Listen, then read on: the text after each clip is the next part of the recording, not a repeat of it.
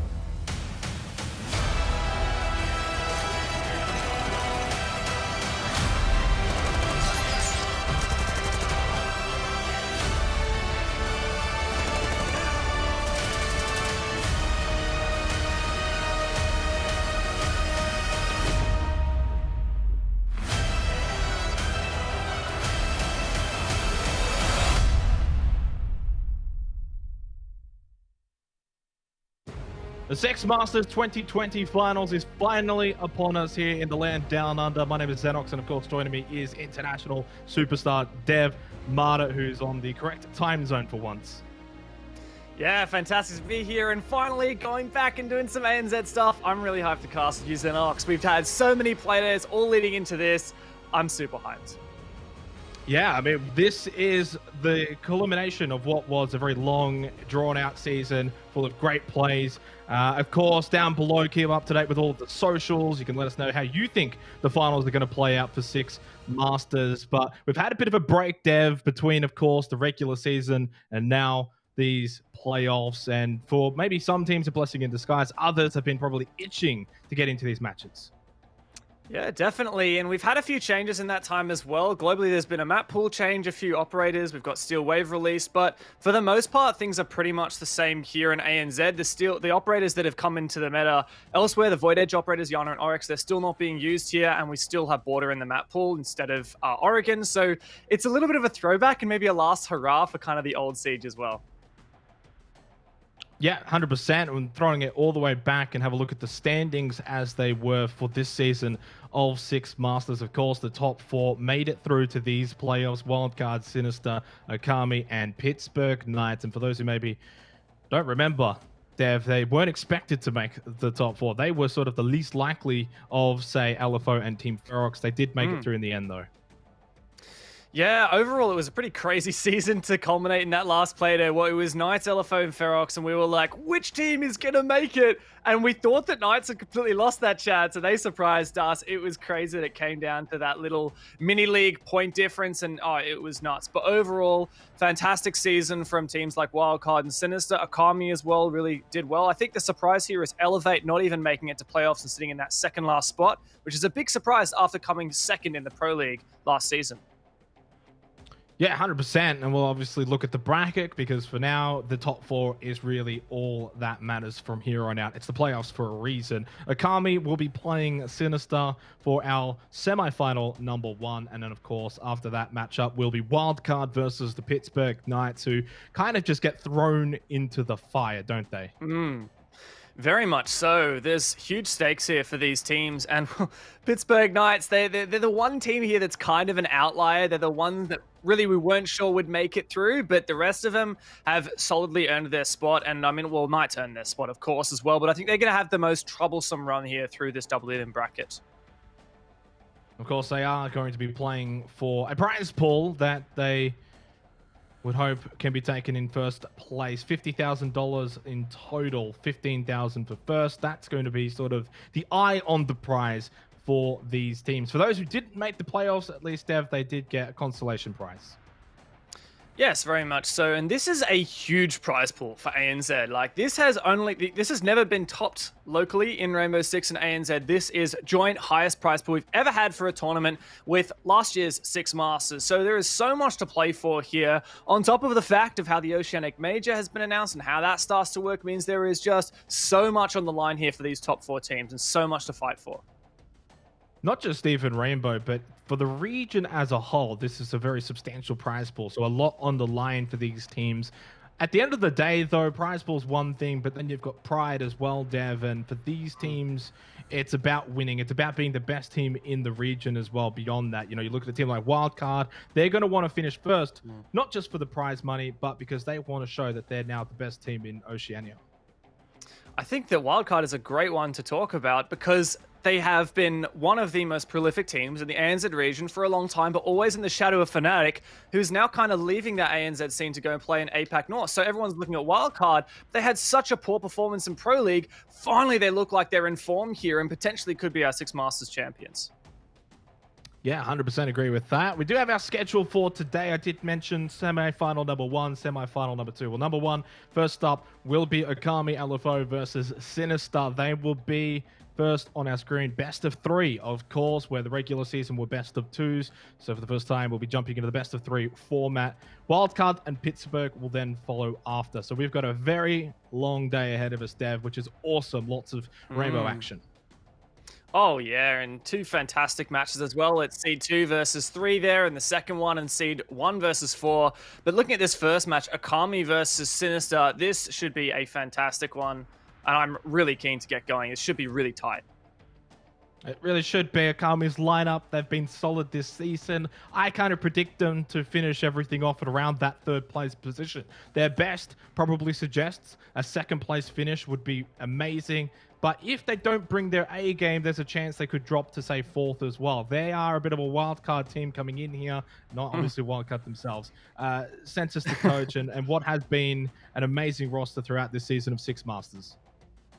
Yeah, look, these guys actually had a really good run through the Pro League last season, but they have been kind of cursed in that 3rd to 4th spot season after season.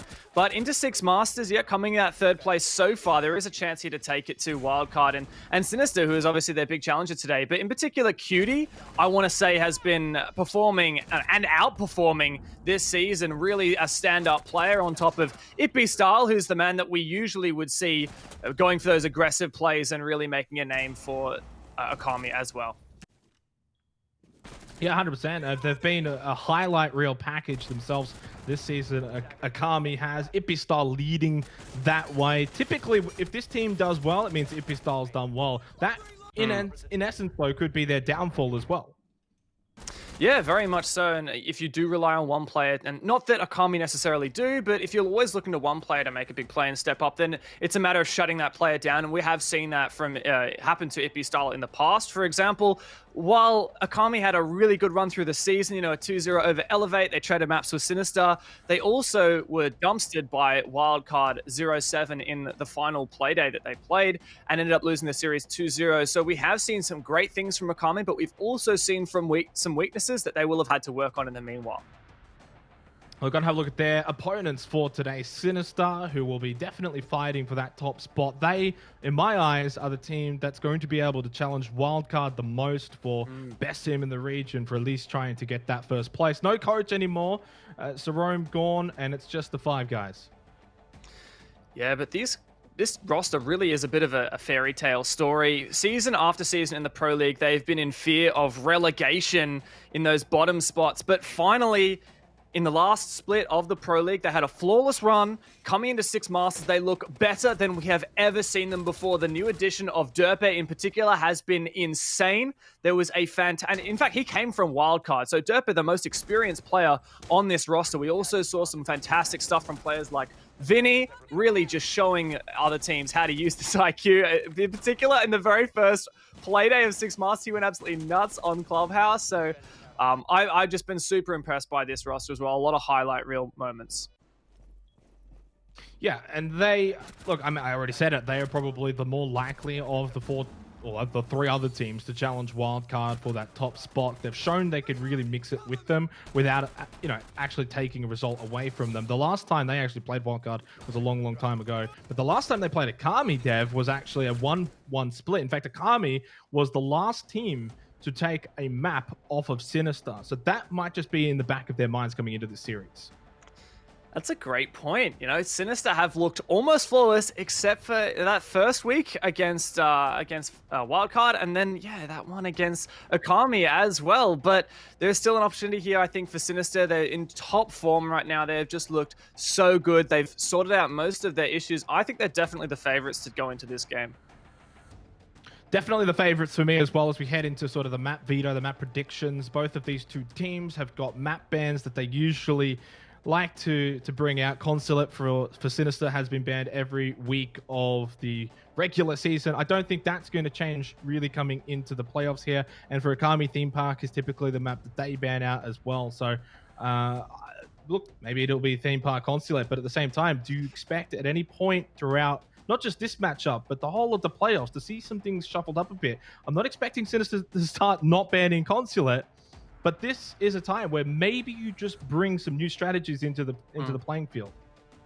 Yeah, I agree. And look, you mentioned Akami there. They've been avoiding Theme Park, as you said, but last time they played against Sinister, they actually banned out Clubhouse, which is one of Sinister's best maps. And since we're in a best of 3 format here rather than the best of 2, so there is that decider map that you have to be cautious of as well. I have a feeling Akami might let Theme Park get through at least the first set of bans, maybe just get rid of Clubhouse, try and avoid Sinister getting on their favorite map. But I don't know, anything is possible. I would be surprised if Sinister goes and leaves that Consulate in there, because it's a great one for Akami as well. But they're going to do it. Okay, so Clubhouse being banned by Akami, that's more predictable. But yeah, I like that. I mean, I'm actually feeling really good that I brought up the fact that Sinister have been banning Consulate like non-stop throughout the regular season, and then they now bring out something different. the border ban, which in my eyes is a bit surprising considering we actually haven't seen Akami play on border at all this season. They only banned it out once, never picked it, of course, and never played it. So potentially, we've had like 2-3 weeks since the regular season. Things might have shuffled, changed in that time frame that Sinister feel less comfortable going into border. Yeah, both of these teams have had pretty good performances on border. In fact, they both, Sinister beat Elevate on the map, and if you scroll back through Akami's results, it's not one that they've played really much, which actually does surprise me a little bit for Sinister to ban this one out, because it's kind of, I guess, a dark horse map from Akami's side. Like, there's not much to go off, so maybe just don't want to take it there at all. And Sinister, obviously, there are VODs on that map, so maybe that's a good play from Sinister. Difficult to tell because it's a bit of a no info ban from them. In terms of picks, though, Akami usually are a team that has a wide variety in the map pool of what they sort of want to pick and what they want to play. We see Cafe coming out for their pick. This has probably been their best performing map for the season of Six Masters, so not a surprise there. For Sinister, they're going to choose Villa, and of course it is a best of 3, so this will be an extended pick ban phase dev, so there will be a deciding map. But the Villa pick I don't think is surprising at all either for Sinister's sake, because they're 2-0 in the regular season on Villa, and Akami themselves actually have never won on Villa this season, 2 losses. So I think both picks here are solid for both teams. It does feel like this is almost 1-1 at the moment if we go by where we expect things to play out. The bans will continue on. There does go Consulate, although it's from Akami, not Sinister, and Theme Park will be our decider, which I would not be surprised if we get to Theme Park. No, I think it's definitely possible. Now, you mentioned the Cafe and Villa.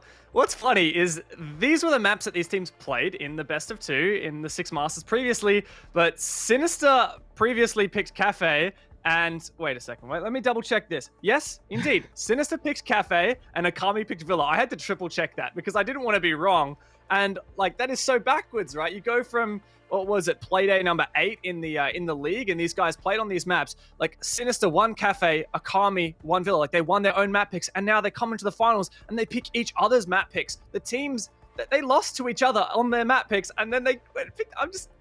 I'm so confused. Yeah. That's pretty crazy. That just shows the confidence from these teams, right? That Sinister is like, okay, we lost to Akami on Villa last time, but we think we can beat them this time. Let's pick it, and that shows a lot of confidence from both of these teams.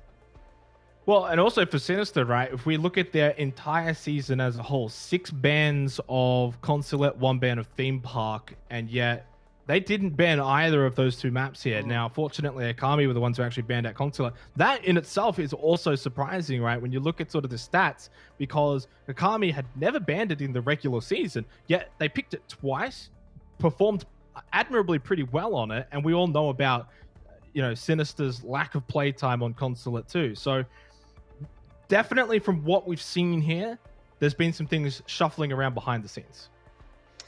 Yes, and that's where our kind of analysis starts to become conjecture, because we can say, oh, well, last time these teams played each other, it was Sinister who picked Cafe, and then they lost that to Akami, and then vice versa. Like, but I don't know. It's,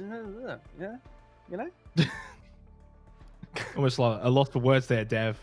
We do have the poll vote, though, for this matchup. Best of 3, of course, so there is no draw potential. Someone has to be pushing forward. And I'd say it's a pretty good split, 67% favoring Sinister here. And I'd say it's about right. That kind of insinuates a 2-1 series win to Sinister, which is where I can see this going.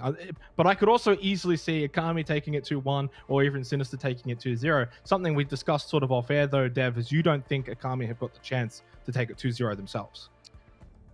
I think it's unlikely, but perhaps possible. But yeah, I definitely think Sinister are looking more in form as a team. I think it was a good pick from Akami to get rid of Clubhouse. Aside from that, looking at the maps we're actually playing here, Cafe, Villa, both of those can go either way. Like we're talking about, like I was saying, in the regular season, Sinister lost on their map pick, Akami lost on their map pick, so that can go either way.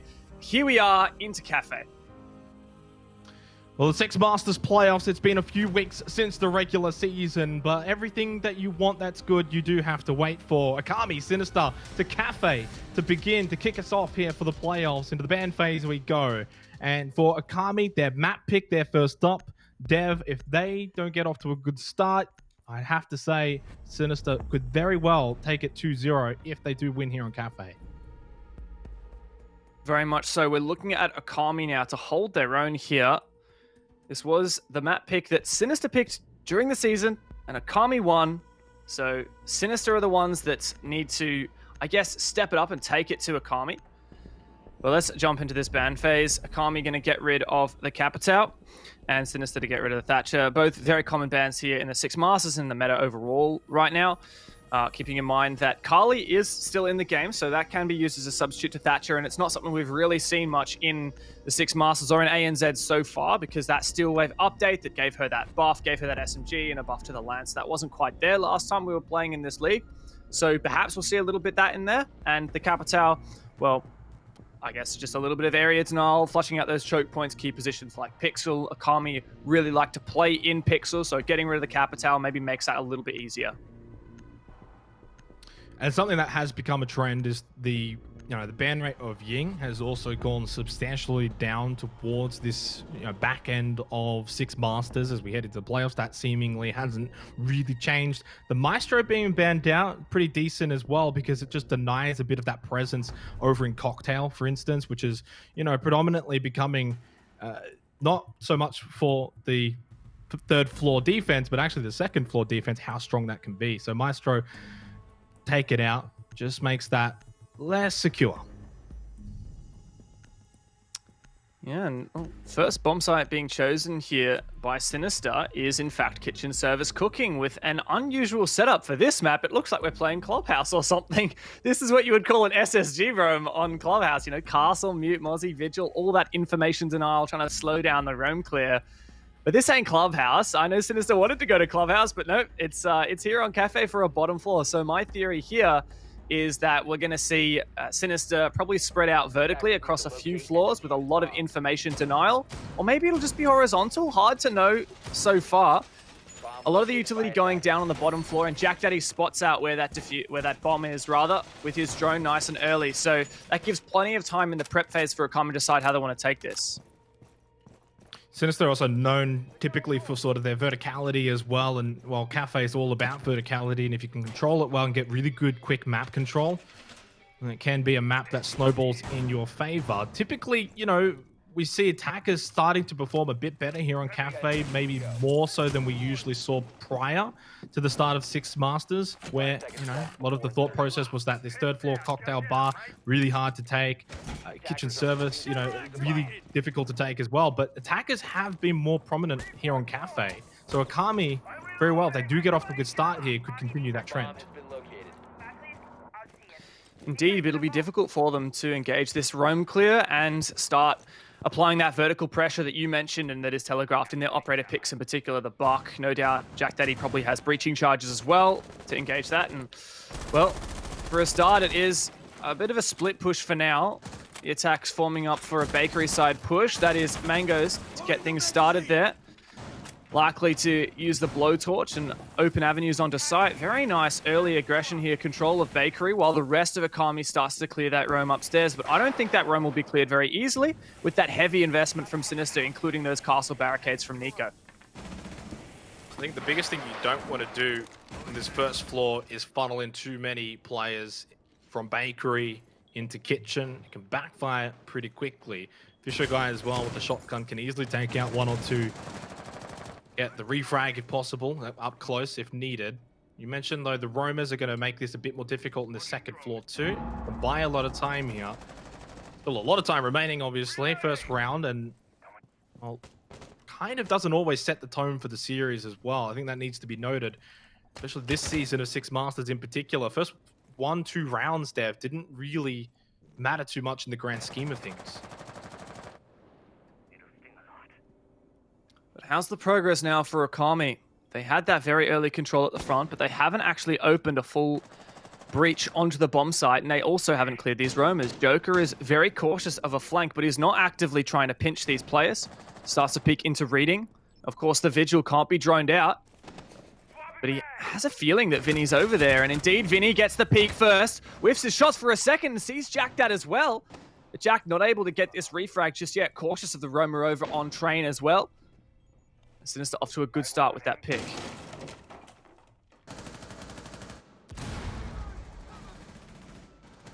Good start to find the opening pick, but long way to go. Eventually, after a couple of seconds, the refrag comes out. Still 40 seconds left on the clock, a lot of time. Vince, of course, roaming here in the Vigil, still second floor in reading. It could be the thorn in the side of Kami as they elect to start to push towards Kitchen.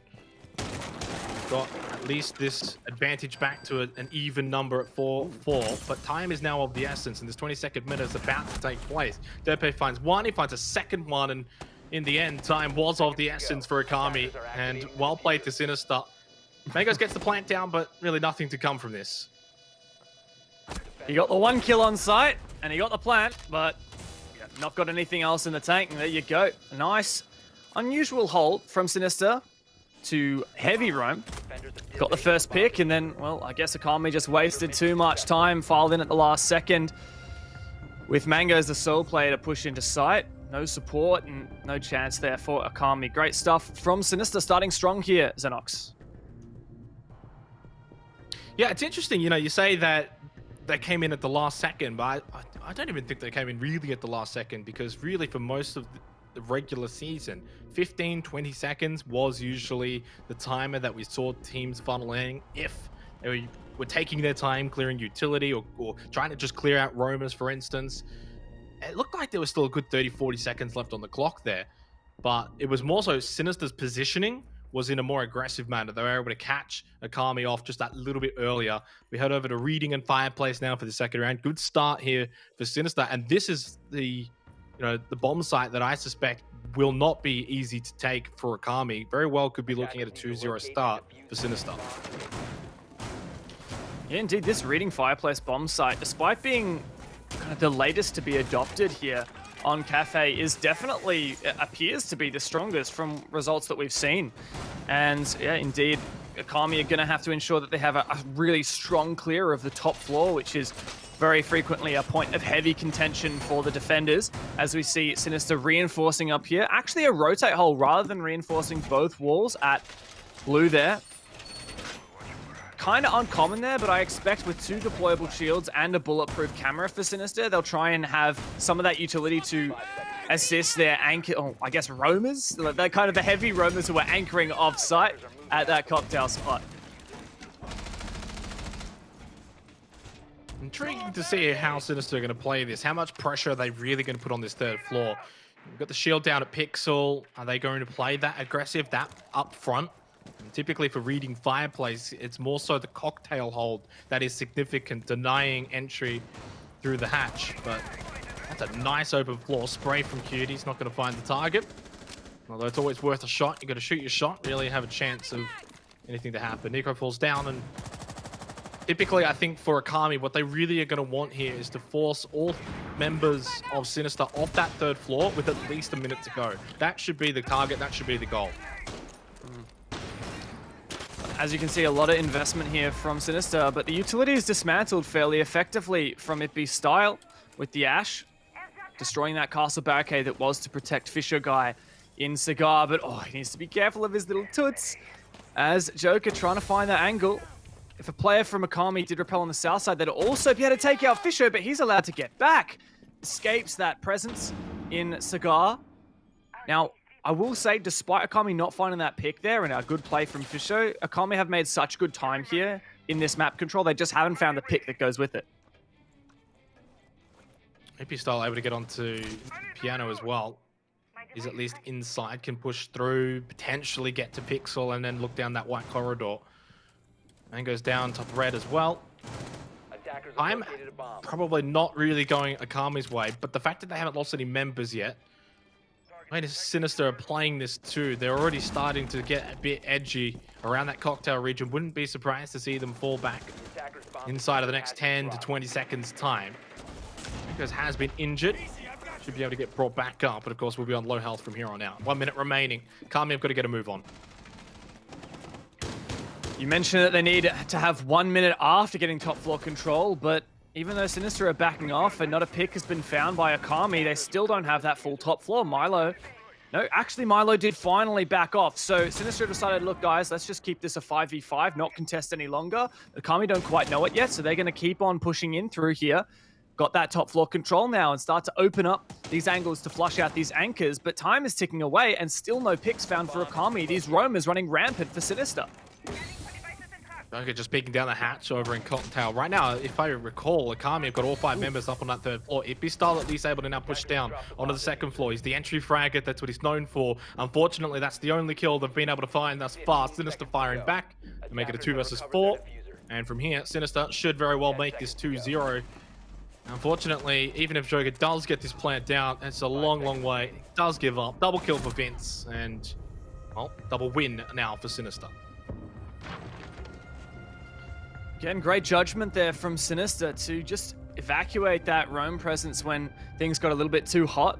In particular as well, I will say the fact that after Ippy dropped down the laundry hatch and managed to find the opening pick onto Milo on site, like that could have been the determining factor of the round if Ippy had managed to get the 2nd as well. But Fisho guy to refrag that was the turning point for Sinister, and that was what absolutely locked out Akami from any opportunity there. Well, as we move on to Bar and Cocktail, Dev, this is the bomb site that I'm intrigued the most to see how it plays out. If Sinister can hold Bar and Cocktail, which notably has been probably the easiest for the attackers to take this season, that puts him at 3-0. I don't really see much more of where Akami can then turn things around. They've got to be able to try and get something here on this site and have a site that's going their way. Otherwise, it'll be a quick 3-0 to start things for Sinister. Yeah, very much so. This bomb site does tend to be the place where the attackers can kind of get a look in and start to turn things back around. But funnily enough, this was actually the primary bomb site for many teams and still is, and was for a long time regarded as the most viable bomb site for the defense as well. So there's definitely a strong chance here that Sinister can continue to lock it out. But something I'm interested to see and interested to note here for Sinister is 3 rounds out of 3, they have brought this castle, continuing to try and reinforce these positions and delay as much time as possible. Now, a particular strategy we've seen from Sinister to work really effectively is a hard hold in piano with usually it's the Jaeger player of Milo playing in the deep corner of the west side. As we noticed from Nico, a castle barricade on the white stairs window. That prevents any long angle from out on that east balcony. And a castle barricade on the south window as well prevents anyone rappelling on the south side and taking out those players. Final castle barricade here in Cigar Shop to mean that you can have players like Fisho hold in Cigar Shop as he did the previous round and not be exposed to the piano side. And also works the other way around. If the attackers get control of Cigar, they can't necessarily flush out these people on piano. Now, I'm going to be looking at Sinister and wondering, are they trying to hard hold in piano with that aggressive position on the west side? No, indeed they are not. So it is just Vinny playing here at Pixel. So a bit more laid back, a bit more safe for Sinister. Fisher guy, though, is just loitering around in Cigar Shop. You're right, though, there is less pressure over towards, say, Piano. But with Fisher guy still up close in Cigar Shop, there is more pressure closer towards Akami here on this 3rd floor, although immediately Fisher guy just drops down. Something you can do, though, from this 3rd floor, but look how much this has now opened things up. Mango's can able to push into Cigar Shop now, and they can drop down top red if need be. This is probably the best pushing attack so far from Akami. Minute 40 seconds remaining here. There are a few holes opened up from the 1st floor. That Sinister may be able to sort of catch Akami off guard if they're not careful. Breaking through these castle barricades, checks Pixel. And this is definitely the better of the 2 attacks we've seen in the past from Akami. It's funny, Akami actually cleared Shop and Piano faster attacking Bar than they did attacking Reading, and that's a really good sign. As you mentioned, much faster so far for Akami, but still no picks, and that's because Sinister are deciding to play passive here. You'll notice the player at Pixel and the player who was in Shop both escaped with their life and decided not to over-contest. Now we're looking at Mangoes now. Can he help use this blowtorch to expose some of these anchor positions, in particular Fisho? and take out those players. But also, Akami have to be cautious of this roam. If there are players, especially players with C4, unfortunately we don't have any of those from Sinister, but even just with a rifle or an SMG, you can deny the plant through the floor in the late round. So Akami need to get a move on here and start flushing out more and more of these positions. Wait a second. Mango's just being able to push in. So the gas canister from Fisher Guy is going to deny the plant. Mango's actually taken very low as well. Not only himself, but QD's low too. Sitting in bar back stall is Fisher Guy playing this well, moving from Cigar Lounge before. 20 seconds remaining, and all of Akami's fast-paced offense pushing in towards Cigar has come to a bit of a halt here. Jack Dad now going to go for the plant himself. Nice little spot. If he gets this down, he can now fall back to Cigar Lounge. Joker gets the opening frag on Fisher Guy, and Akami, finally things going well for them as Mangos gets Miloska 5v3. It's all advantage for Akami. And Nico trying to do a late flank, but it is very much that late against 4 players. Now, a couple lit up, but it's basically impossible. Jack manages to dodge those. And Derpe as well, trying to help out, but Joker to lock things out, it seems. All on Derpe now, but with a player on the roof and 2 players downstairs, it is very, very difficult for him to take. And wow, 35 seconds left on the round was the first time that Akami tried to plant, and somehow they managed to pull it out of it with a plant going down in a 5 versus 5. To their credit though, Dev, they had everything set up prior to that pretty quickly. So for the most part, it was just making sure they didn't mess up the plant. They wanted to get it into the right spot.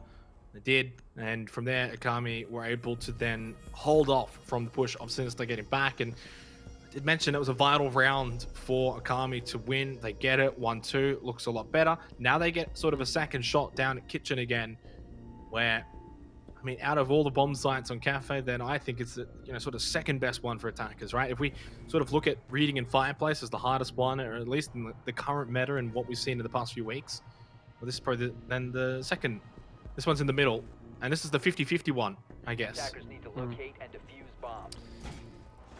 Yeah, very much so. This is the one that can swing both ways. We saw some good things from Akami in the last time they attacked Kitchen Cooking. Primarily, it was the fact that Mangoes found a pick on site and then managed to actually plant on site with no support from his teammates. That was mainly because the rest of Sinister was busy killing the rest of Akami off site. But if Akami can maybe be a bit more efficient on this roam clear, or perhaps not dedicate so much to the roam clear at all, and go harder in with Mangoes onto Kitchen Cooking, then perhaps we can see a bit more success. But as for Sinister, it's effectively the exact same strategy in terms of this heavy roam. With the Mute, the Mozzie, the Vigil, it can be very difficult for Akami to use their drones to find those players, all that counter-intel utility. And on top of that, Sinister have actually changed one operator this time. They're bringing the Valkyrie instead of that Legion. Now, it'll make it a bit more easy for Akami to sneak in without those goo mines around, but Sinister will have even more information, especially for their roamers, to go off aggressive players like we saw from Vinny last round. So I'd like to see that happen from Sinister, but from Akami's point of view, I definitely want to be looking at Jack Dad. With all this utility on the board for Sinister, all these electronics, you definitely want your IQ trying to find as much of it as possible. It's safer for Jack Dad to make his way up onto the second or third floor, I should say, then slowly make his way down, clear out utility. Does have to be careful for roamers, of course, though, but up on the roof. And if he just sort of clears out these third floor, second floor with Hippie style, they can clear out, as you said, a lot of that utility there, and he can check things a lot of time, but cannot be sort of just, I guess, dwaddling around. Has to be in a hastily fashion. He starts to clear. Well, the C4 game is something that we haven't really seen so much in the first 4 rounds until Miloska finds the opening frag onto Joker. Good start there for Sinister, once again opening this roam with a numbers advantage, as Vinny started it last time, but Milo just aggressive on the stairs, and Ippy style fortunately does cut him off. Now with Joker gone down though, that does enable a little bit more of the flank from Sinister, with that flank watch utility from the air jabs being dispatched with alongside Joker. Now, Sinister, with that in mind, will continue to commit to this roam. Still 1 minute and 20 seconds remaining. Enough time here. Vince can catch someone off guard from Akami.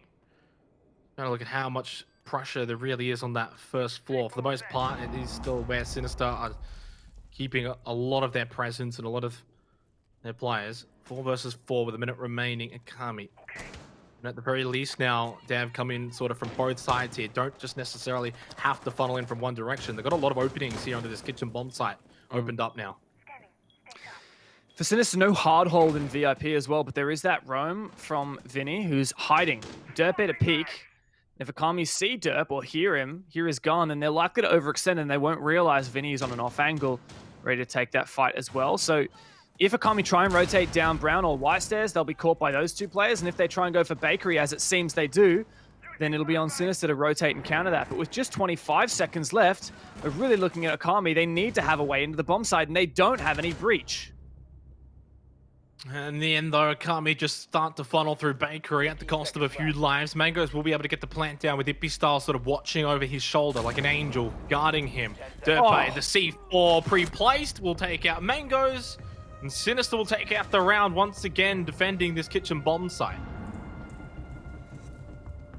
Beautiful stuff there from Derpe at the end of the round to close it out and prevent those players rushing site to have any success with that plant. I don't know where that C4 came from. I didn't quite see how it was thrown or whether it was pre-placed, but you'd think it would be impossible just to pre-place a C4 in the middle of the room. But, oh well, it is what it is. The thing I really liked there from Sinister, though, was that re-roam. What it was, they found the opening pick. Yeah, eventually Milo was refragged by Style. Great job, by the way, from Akami to punish that eventually. But in the late round, especially because Joker was the first one to go down, the Nomad, it meant that in the late round, 2 of the players from Sinister just managed to go back up the stairs and take out 2 players from Akami as well on that re-roam. In particular, it was, I noticed Jack Dad got taken out above, and that meant there was no vertical pressure from Akami and also a numbers disadvantage going into that final retake. So I really like that from Sinister. They're taking advantage of the situations they're putting themselves in and punishing Akami. I mean, right now, though, Sinister, I feel, are thoroughly in control here on Cafe. 3-1 as we go into a short rehost. But of course, recalling the fact that this is Akami's map pick, like, they've had success here on Cafe this season. Attacking on Cafe is never an easy feat, but going into sort of, as we get closer and closer to the half, 2 more rounds to go, sort of, I guess, best case for scenario right now for Akami, considering we still have another round of Reading and Fireplace to go, which statistics say Sinister are going to be likely to win that. So then that's like, what, 4-1. So I think if Akami can at least make it 2-4 at the half, they're still in it. But if it gets to 5-1, Dev, I mean, it could be a bit of a slaughter here on Cafe. Yeah, well, I mean, in theory, will we ever have to see Bar and Cocktail? Yeah, so if they win the next one Reading, then it means that Sinister's going to have to go back to Bar Cocktail. So Akami do have that chance to repeat what they did and win Bar again, and that'll be a 2-4. But I think Akami should be gunning for a little bit more than that on the attacking side. Yeah, 2-4 wouldn't be terrible for your attack, but if they can crack open Reading, then that's definitely an improvement. But Reading was, in my opinion, the worst attack that we've seen for Akami so far. So I'm hoping that they can maybe fix that, but I think Kitchen and Cooking there for that defense, that was the one that Akami needed to win. Oh, there's the C4. It was thrown over by Derpe. I didn't even see it. It was like a little silent assassin just flying towards him onto Mangoes. Look, I think, you mentioned that 2-4 wouldn't be probably good enough for the attacking side of Akami, but I think a lot comes down to Kitchen, right? We've seen 2 rounds on it. The bomb site that on Cafe typically can be 50-50. We've seen attacking sides being able to take it and defenders being able to hold it. In this case, the fact that Sinister were able to get both rounds on Kitchen and Cooking says to me this is why they're going to be up at least minimum 2-4 at the half. And from there, then they don't have to do too much on their own attack. So it's looking very upwards right now for Sinister here on Cafe. And I've kind of said it in the pre-show, if that happens, Villa, I've backing them in on Villa a lot more, than I am here on Cafe. And yet they're showing that they're here to play. Like, they're ready to contest and try and knock Wildcard off that top spot. Very much so. For Sinister, I think this is definitely an improvement over what we saw during the regular season because, as I mentioned previously, Sinister picked this last time Sinister played Akami in the season, but Akami actually took the map off them in a 5-7. So it's still pretty close, but Akami did win that time. And yeah, I know Sinister's only in a kind of marginal lead right now, but we're expecting that's going to get further and further apart. And Sinister, they clearly fixed up some of the problems on Cafe from their Akami game when they went into LFO and destroyed them on this map 7-2. And from Akami's side, they played Cafe a few times. Last time they played it was, in fact, against Sinister. And prior to that, they'd also had some really close ones against teams like Kanga as well. So, I don't know, here for Akami, like, I'd like to see some evidence that maybe they do have what it takes. And that would be if they can attack reading successfully. That would be a huge benefit, and it would totally convince me that there's a serious shot here in Akami for this map. I mean, but Akami only dropped Cafe once in the regular season. They played it 5 times. That was only to wildcard, which is really not a surprise and no fault of their own. Wildcard just in a different, stratosphere right now in the Oceanic region. So this is sort of uncharted territories in a way here for Akami. You mentioned it multiple times. The last time they played Sinister was on this map. It was a 7-5 win to Akami. I'm not counting them out just yet. It is only 1-3, but we do agree it's more likely to probably see this sort of balloon outwards into Sinister's favor more than, say, an Akami comeback. But if they're going to do it, a shock bomb site win on like the second floor, that's most likely coming up. We're just kind of assuming that, but yeah, that would set a precedent that they can then take Bar and Cocktail and then 3-3. So they've got this sort of task in front of them now. It's not an easy one, but it's still in their hands. The destiny's still in their hands here. If they can at least get to 3-3 at the half, then it's kind of like a clean slate as they swap sides. Well, one thing you mentioned there is with Akami, they only lost this once, but it was to Wildcard. Now, Sinister can look at that VOD and say, okay, what did Wildcard do that threw off Akami? And they can start to dismantle that. And I think that's especially going to become prevalent on Sinister's own attacks. So when Sinister get to attack, that's when I think it's going to be super telling. Has Sinister figured out how Akami defended this map? Can they figure out how to catch early players, particularly if he's style? Because if Akami can continue running around like we've seen them do in the past on their defensive side, and if their players like Ippy style are allowed to kind of just frag out and do crazy stuff on the roam, then that is going to be much more difficult for a Sinister. So yeah, there's definitely a chance here for Akami to bring it back on the defense. Even a 2-4, not impossible, but it will be telling in the second half for how that pans out as well. But also keeping in mind, we do have a double elimination bracket here. So whichever of these teams loses this game, or this series, I should say, they're not out just yet, and they still have a chance to go and win the championship. They'll just have to climb through the lower bracket.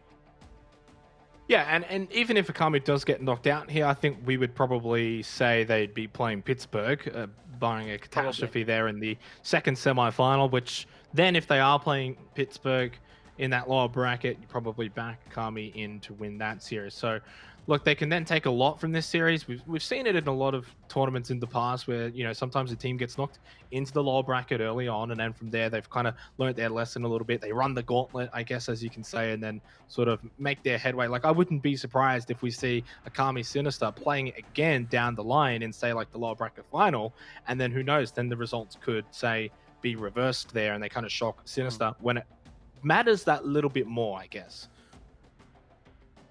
Yeah, very much so. But as for Akami now, we're going into another attack. It is that really tough bomb site of reading Fireplace, and I figure I may as well chat a little bit about what happened last time. They attacked that bomb site. For Sinister, there was an extended hold in Piano, like we've seen with the castle, where every single round so far, Sinister have brought that castle, extended hold in Cigar and Piano, and that worked out. Actually, Akami did a pretty good job at dismantling it. Like, Ippy style filed in all his utility, the flashbangs to clear any ADSs or magnets, and the breaching rounds from the Ash as well, just got rid of the shield, got rid of the castle barricade, and the players from Sinister backed off. But that's the thing, that the players from Sinister actually backed off, stayed alive to fight another day. And by the end of it, Akami just didn't have time to execute onto the bomb site. It was just 30 seconds or something left by the time they finally had top floor control. And they weren't able to really find those final Sinister roamers and execute Force a Plant down. Yeah, and look, there's not too much of a surprise because really the second floor has been a really hard bomb site for attacking teams to take. I think typically, though, in the past, in a more different manner, where there's been a more structured, hold on Cocktail, there's a bit more of that set focus on having the defenders really hold in certain sites. The way Sinister have kind of been playing so far in this series is more roaming. If that's at least something that I've noticed, is they've got a much more emphasis on the roam game here, potentially catching Akami off guard at times with that as well. It's certainly working, right?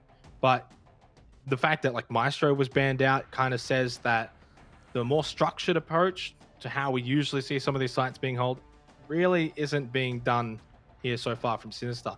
As I said though, completely working. Yeah, and I mean, the flip side of that is Sinister have been playing a few bulletproof cams, particularly on this bomb site here on Reading. They bought the bulletproof cam, which is kind of a substitute for the Maestro. I know you only get one when you bring it as a secondary gadget, and you can't zap, but for the most part, it does the same job. It's information gathering, and you need to use some kind of explosive utility on the attack to get rid of it. But what happened last round was, well, it took like 2 minutes to clear the top floor, and by the end of it, Akami didn't even actually technically clear the top floor. Sinister was like, there's only 1 minute left, let's back off. And the flip side of that is Akami actually made pretty good use of that the time they had left. They tried to open the floor, but they couldn't find those players on site. Ippy Style was just like, you know what, screw it. I'm going to drop down Laundry Hatch. And he found the opening kill of the round. It was a 5v5 with 25 seconds left, and Ippy Style was the first one to open it up. Now, that's all well and good, but Fisho Guy managing to refrag that out means that Sinister still have control of site. Now, it does make me wonder, what if Ippy Style had a refrag behind him? What if he had gone in through the hatch, dropped Milo, and then turned on and maybe win or maybe lost the gunfight against Fisho? But it doesn't matter because either way, there's a second player there from Akami to help out. Now, I know it's a risky strategy just dropping through a hatch and going for broke, but maybe that's kind of that kind of explosivity, and especially when you've got a refragger, when you've got multiple players from Akami so that they can outnumber Sinister, maybe that is that kind of punch that they need to break through this fairly structured defense that Sinister has going for them. Yeah, potentially. I also think that they're also up against the wall here. That is Sinister in form, right? The last time they dropped a map was like Playdate A. It was, of course, to Akami. We've mentioned that. So it seems like Sinister to me are just like they've got like an extra gear that they're just above Akami right now. It's very evident, and it's a matter of can Akami find that extra gear, start to match Sinister a little bit closer, and make this a series. Otherwise, I do sense that this could very well snowball into a 2-0, as of course we then head off to Villa for our second map, where, as I've mentioned, I definitely back in Sinister a lot more than I back in Akami over on Villa. So they've got to turn things around now. How they do that remains to be seen. One thing I will say is potentially this rehost may actually be a blessing in disguise for Akami here, to just sort of let them restructure their thoughts a little bit and understand a bit more. It's like, all right, this is what they're doing. Let's, build up a game plan on the fly, I guess. Yeah, possible that they can take that extra time. And one of the things I would look at if I'm Akami is Joker, who's been their Nomad player every round. Like, he's their flank watch, right? He's not meant to be their entry, but he's been in 3 out of the 4 of the opening engagements, and twice was him getting picked off guard.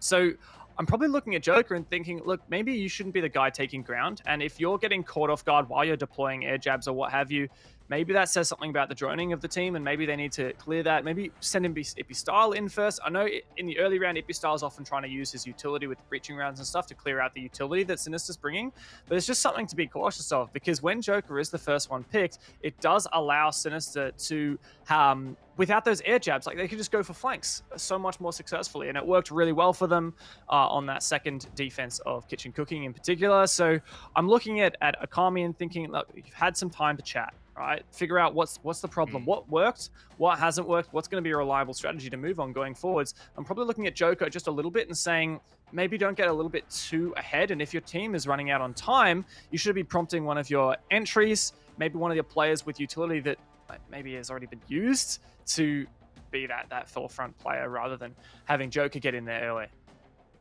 But if you're sort of playing that role, though, I guess you could also try and put a refragger with him, and sort of have someone there that if he does get taken out early again, you can at the very least sort of remonstrate, get one back. We've seen a few times actually happening so far. A lot of 4v4s are really sort of transpiring here tonight. So in essence, I guess they are kind of getting refrags for Joker, but they're just taking like an extra 30 seconds or so. Yeah, I agree with you. And like in particular, that last round, that one just previous on Kitchen Cooking, like Joker was just in White Hallway. Like that's not super aggressive, but Milo was allowed to get super aggressive and take him out. And yes, there was a refrag from Ippy Style, but the fact that Joker died meant that later in the rounds, like Ippy Style had basically used his util, I'm pretty sure, already to clear the top floor. Maybe I'm getting my rounds mixed up. But like, if Ippy Style dies at the start of the round, that's not as big a deal as if Joker dies and then all the flanks are open for Sinister. So looking into this next round, I know it's very specific, very like, antsy fancy or whatever, but looking into this next round, of course, it is reading Fireplace. Sinister had such a strong defense of this last time. The only hole was that Ippy Style managed to drop down the Hatchet Laundry and find that one kill, but he was traded. So what's Akami going to do this round to counter that? Yeah, and this is, as we've said, a very vital round for Akami to try and almost feels like steal, snatch, take away from Sinister, because this bomb site can be extremely difficult to take for the attacking team. And Sinister have been playing it very well all season long. They have been one of the best teams, probably regarded as the second best team coming into the playoffs. So it's not really a surprise to then see them be able to take these really tough bomb sites and solidify them even more so. So Akami up against it, but if they're going to go 3-3 at the half, that obviously, without saying, have to win this round. I really like this from Sinister. They've already made some changes. So compared to the last time that Sinister defended this bomb site, this is actually the first round they haven't brought the castle. But Derpez jumped off the castle onto the Wamai, previously played by Milo. It's a bit of a game of musical chairs here. Milo's jumped on the Smoke, which was previously played by Fisho. And then the new ingredient here, the Sinister, is that Mute overall instead of the castle. So trying to delay Akami even more, they're realizing that, okay, Akami are dispatching with our castle barricades pretty effectively, and we're not really protecting them, maybe not getting the best bang for our buck out of them, but maybe some mute jammers will make it more difficult for Akami to get information and help us out a little bit here. I think with the castle as well, is the castle is probably more beneficial if you're actually holding third floor. When you're actually playing Reading Fireplace, you probably don't need the castle as much. Typically don't see it actually picked for Reading Fireplace from any of the games on Cafe in the regular season. So not too much of a surprise to see that mixed up. No Goyo usually can be brought out for this sort of hold. You can put the Vulcan Shield in Cocktail, or if you want to be super aggressive, you can even put it in Pixel, although usually gets blown up pretty quickly. As Akami start to push through Cigar Lounge now, I haven't seen how much of a presence there is from Sinister on Cocktail. Hard to tell. Looks like around 2 players potentially still holding around the back of this third site. Yeah, and Vinny was playing on a deployable shield to prevent anyone pushing up through bar, and Milo's in a great position here with his gas to hold the white hallway. Nico to find that first one. Mango's previously playing that hard breacher, now onto that soft breach explosive role of Zafia, already taken out early. That's a lot of util, but I don't think too much of a big deal. But for Nico to allow that C4 to happen shows that Sinister have info and Akami don't, thanks to that mute. It's about the third C4 kill inside of these first 5 rounds now. Sinister's C4 game on point. And everything they're doing right now is teams on point. Ippy Style just pushing down White Corridor, checking out Cocktail, which this is better. I mean, Vince is still in there, has only just now been droned out. Lands a headshot? No, apparently not. Thought he would have been able to do a bit more damage there. Ippy Style, not even half health. But they at least finally flush out Vince away from Cocktail. 38 seconds, they've got control of this third floor, finally. Yeah, but this is 20 seconds slower than last time for Akami, and a player has already died. So overall, this is astronomically less good than the previous time Akami defended this. Now 20 seconds left. Sinister, they're a couple players lit. Fisho tempted with Milo as well. The double SAS shotguns to flank up White Stairs. And there's no air jab clearly protecting this. So now, full retake of the top floor. Surely Akami are aware of this. They're completely not. Can he deny the plant? He can from above. Where the player is covering that. Cutie's not doing anything. Now the plant being forced down, but Joker's the last man by himself. 2 shotgun blasts from Milo. An absolutely huge flank, not addressed by Akami.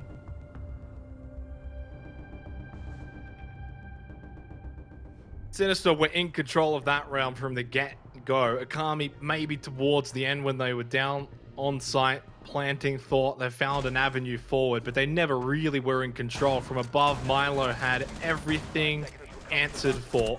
quick double into Cutie and Jack Dad, and well, the job was done from there. Joker trying to take over the job of planning, but not going to happen. 1-4, Bar and Cocktail.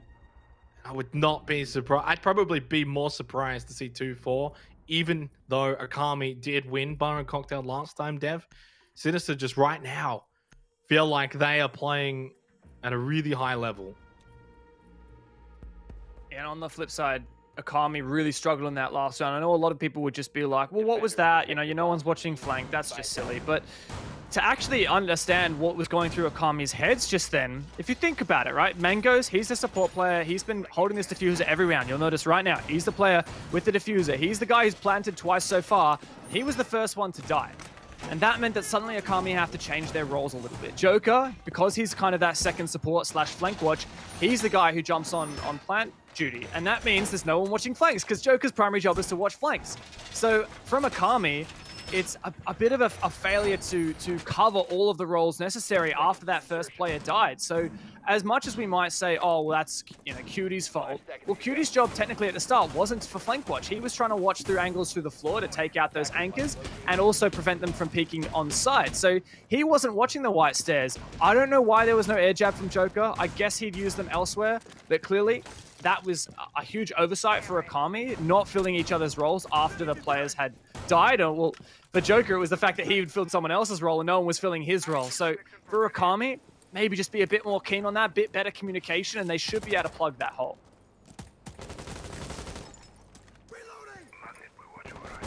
Even 2-4 at this point probably spells disaster for Akami going into the final round of this half. It gives them what feels like maybe just a lifeline more than anything, but Sinister firmly in control here on Cafe, even though it is the map pick of Akami. It's all one-sided right now. In saying that, the one-round win that Akami do have was on Bar and Cocktail, and of course we are back here on Bar and Cocktail once again. Can they at least own this map? Ooh. Well, that's one start. That's one way to get off to a good start. The Claymore, jack that onto Milo. Nice stuff, but not too much utility loss there in the Jaeger. As for Sinister, they've traded out the Doc they had last bar defense for this Valkyrie from Derpe. And that Valk, when Nico was playing it on that round just past, was so effective. Got the opening pick and no doubt helped to execute that flank in the late round as well. So I like this decision from Sinister to play more info gathering. But for Akami, of course, this top floor presence already established. What is that peak? Oh, Mango's going to be absolutely kicking his pants right now with that happening. Fisher guy taking low, but not out just yet. Fisher guy kind of scared me there as well. He just popping by saying hello. He mustn't have known that Mango was there. Otherwise, you'd think he would pre-fire that. They seemed like they maybe surprised each other. And they both were able to sort of stay alive in the end. Still 1 minute remaining here on this Bar Cocktail defense. The push from Akami, definitely similar to last time. Better. Methodical, slower approach, but it's working because obviously you don't have to push in as far to take this site, get this plant down, open up this wall, and it should be all systems go in the next 20 seconds or so for Akami. Get the plant down from Mangoes. That's what will be being watched though. Jack Dad, Nico. If Nico's going to find something, it has to be Jack Dad right now. He could very well. Trying to win the last second. It always seems to be that way, doesn't it? All about the timing. Nico gets Jack Dad. 3 versus 4, round's not over for Sinister to get the injure onto Mangoes as well. Cutie does have the diffuser. And still 4 versus 2 in favor of Akami. 15 seconds left. Joker's injured as well. Vince pushing up red stairs. Nico now coming in late, in from behind as well. Vince drops down, doesn't take the initial shot. Wants to just deny it at the last second if possible. Quick flick from behind. Knifed in the end though from Mangoes 2-1. Vince, he gets the pings, but has he got the right position? Mangoes is going to put this on top of the table though, so he can't be denied. Vince will have to run up. He will have some time though in a 1 versus 2. Attackers need to protect the diffuser. Position compromised. How is he going to play this one? Mangoes is so low, but so is Vinny. Akami established that crossfire in piano. Mangoes to drone out the player as well. Vinny doesn't know his position's been revealed from that drone. Looking to see if he can push through bar, but Mangoes to hold it there. Huge round from the Maverick. After taking that early damage and then getting downed on the revive, Mangoes was so impactful. And it does make us scratch our heads a little bit there for NiKo. He thought he was going to 300 IQ that just to deny the plan at the last second, but not killing Mangoes and letting him go was actually the most crucial mistake that Sinister made that round. Yeah, it does feel like really should have been able to get both there, but you can't really question Sinister too much. 2-4 in their defensive half is more than good enough here on Cafe. And while they did slip up, really, Bar and Cocktail both times, Dev, for the most part, they looked in control. Bar and Cocktail, the first time around, back in the third round, I thought Akami played that even more methodically. Whereas the round just prior was a bit messy towards the end. Sinister started to get on top, roamed in, got behind, good rotations. As now we switch half, Akami on the defense. They will start on Bar and Cocktail, intriguingly enough. I guess it has been sort of their bomb side of preference so far here in this matchup. Yeah, I guess so. And if you talk about, you're comparing the two rounds that Akami won on Bar Cocktail, saying maybe the first one looked actually better. Well, I got to agree with you in some regards. Akami had made better time management. They started the plant with 35 seconds left, but this time around, that smoke was left alive for a bit longer and denied that plant late in the round, which forced Akami into a much less comfortable position. But they also had gotten that opening pick, unlike what happened the last time around. So it does... Oh, sorry, they got the opening pick both times. But I think in the previous round, it was much later. But for Sinister, I thought that maybe that vertical pressure would make the difference. But in the end, Akami planting on top of one of the bars meant that it was not possible for Sinister to shoot him. And yeah, overall, good stuff from Akami. But yeah, as you mentioned, we're going back into the defense now for them. And, well... New strategy here. Top floor is the first pick. This is where things now can turn in Akami's favor. 2-4, a lot more manageable than, say, 1-5 at a half. And Bar and Cocktail has been successful for them, even though it was on their attack. Now they come over to defense. It's been a site that has been friendly for them. Mangoes in Cigar Lounge. You win this round, though, 3-4. Then with the ability to go to Reading Fireplace, potentially tie it up 4-4. We got ourselves a map and potentially a series. But in saying that, a lot of work to do here on this Bar Cocktail defense for Akami. The pressure's certainly on them more than it is on Sinister. Although if Sinister do lose this round, Dev, that pressure may start to mount on them as well. And Sinister have already started to dismantle this shop hold from Mangoes with the castle barricade already removed to protect him. But I like this strategy from Akami to open up the wall inside the bathroom and have that deployable shield. I believe it was Ippy Style playing there instead of... Oh no, it's Cutie actually. So there are actually two shields. One's already... No, they're both still up. So two shields. One in the washrooms itself and one pixel. So I couldn't quite see from the top down. So two shields still alive. That's going to soak up a lot more utility. What is that from Cutie? Taking down Fisho. We talked about the utility. Well, that's two breaching rounds off the table here for Sinister. Good signs as well for Akami, because every single time they've played Bar Cocktail, they've found the opening kill. They've done it again here, this time on their defense. Immediately refragged though. Mango's taken out, and it's 4-4 again. This has been a bit of a theme so far here on Cafe, that hasn't been a lot of 5-5 action towards the last 30 seconds. It's been a lot of 4-4, at times 3-4. 45 seconds, but credit to Akami right now. Their defense on Bar Cocktails looks probably better than Sinister's, and they're getting these picks as well. Never mind, refranked again. NiKo gets Ippy Star 3 versus 3 with 30 seconds remaining. Kind of like I just foretold about 10 seconds ago. This vertical pressure from NiKo has found him 2 kills so far, but, well, we do have to be concerned here for Akami. They don't have that smoke, which means Sinister can get this plant down if they're ready for it, but they don't seem to be at all. Still no control of Piano, and Cutie is still allowed there. Now Milo to drop down the skylight. He's taken out, and this looks like it's all over for Sinister. Just Vinny left, and Cutie's going to finish him off. Starts the round and ends the round. Very nice stuff there for Akami. And as you said, Xenox, this might be where the tables turn. Or how the turntables... Get it? Yeah, backwards. Just like the way this series is potentially going, it's going a bit backwards here now in favor of Akami. It all started with Cutie and it all ended with Cutie, and I think Cutie's the MVP of that round, Dev, because that washroom's hold proved probably to be the difference maker in the end.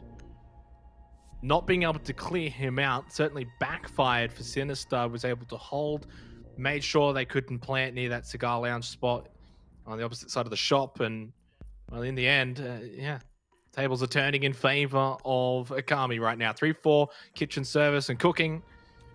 You win this, and you suspect they'll take reading and fireplace, and potentially that would mean they would take lead here in Cafe. It would be 5-4 at that point.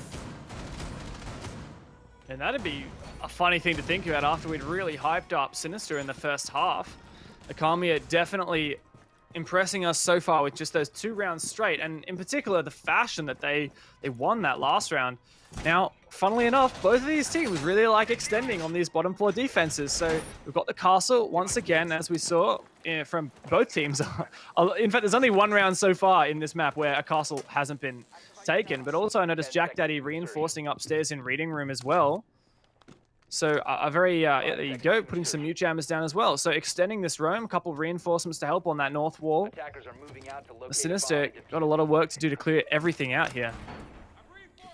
This is where sort of team and potentially even player morale also now comes into play as we get to around rounds 8, 9, and 10, for instance. You know, Akami probably on the uppity up. Sinister, though, would now be questioning themselves just that little bit more. You know, at one point this was 1-4 in favor of Sinister. Right now it's 3-4 with a big potential chance that Akami could take what is a bit more of a 50-50 site. A lot of presence from Akami vertically here, though, for this first floor defense. See if that sort of pays off for them. Typically, you're going to see Pro Sinister push in, try and clear out this bakery. Like to see them get a bit of first floor presence, but with Akami roaming around up there as well, may make it a bit more difficult. It actually looks like Sinister is starting to primarily ignore this roam game, which is a double-edged sword. I guess not, actually. That's Molosca to punish Hippie Style then. That wasn't, in fact, on the roam. Molosca's found a really sneaky way into service, but he's punished there by Cutie. So the refrag does come out for Akami. Yeah, and it just continues sort of the trend that we're seeing in the series. There hasn't been a whole lot of times where a team is able to hold that 5v4 advantage after the opening frag, at least not for too long. Jack Dad does have a C4. And of course, whenever you're defending this kitchen site, the C4 is going to be crucial at some point. We saw it earlier with Nico throwing the C4 onto Mangoes, but back when Sinister were on the defense, that stopped the plant. Jack Dad just sitting and cooking right now. A minute remaining left on the clock. This is better from Sinister.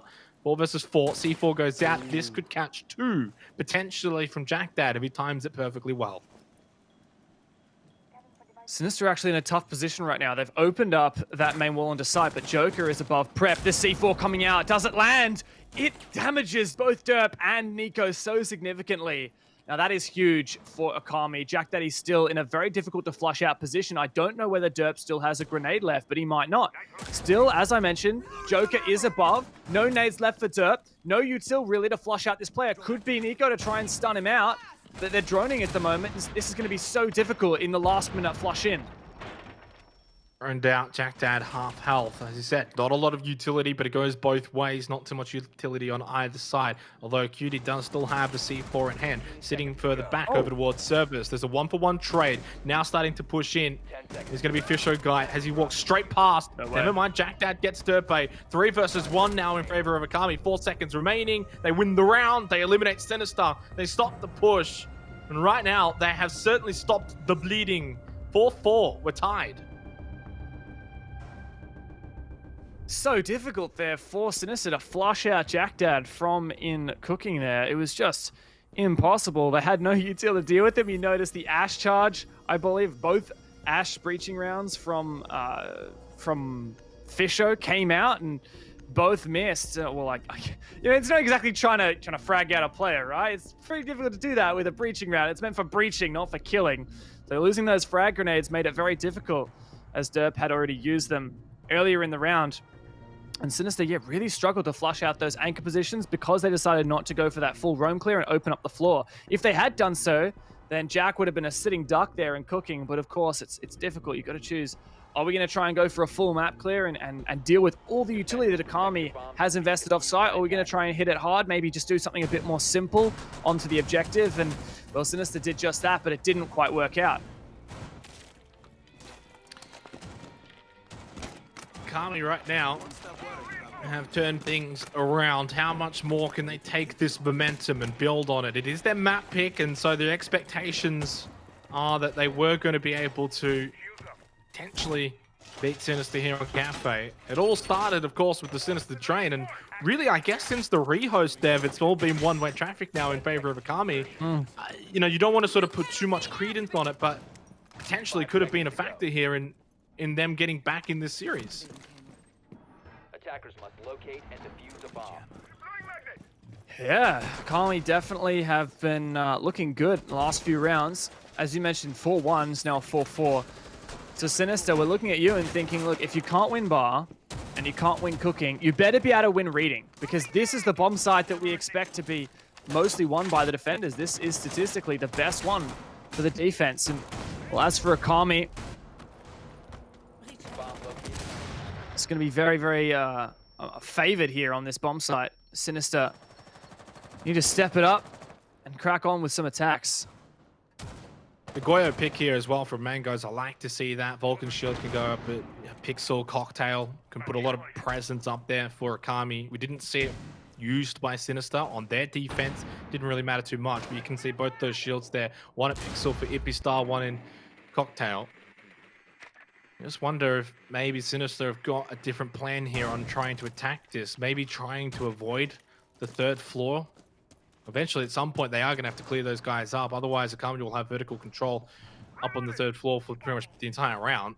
Although Nico, already into mining up close here on this second floor, could very well, as I said, try and, if they want to, ignore that third floor and have to then waste a lot of time up there. Minute 30 seconds remaining, though. If they do sort of elect to now continue to push up this third floor, you cannot do it at the last second, and everything is just going the way of Akami entirely right now. But at least Milo does get that one pick to refrag Ippy style. Things are, as you said, very tough here for Sinister. Still no clear on Pixel. 2 picks against them. And no utility to destroy any deployable shields anymore, with the Ash and her breaching rounds removed, and the frag grenades from Derp also gone. So this is a very tough position to fight back from for Sinister, but fortunately for them, there's no one aggressively playing Pixel. They can open this hatch here in Piano as well to enable that presence in reading.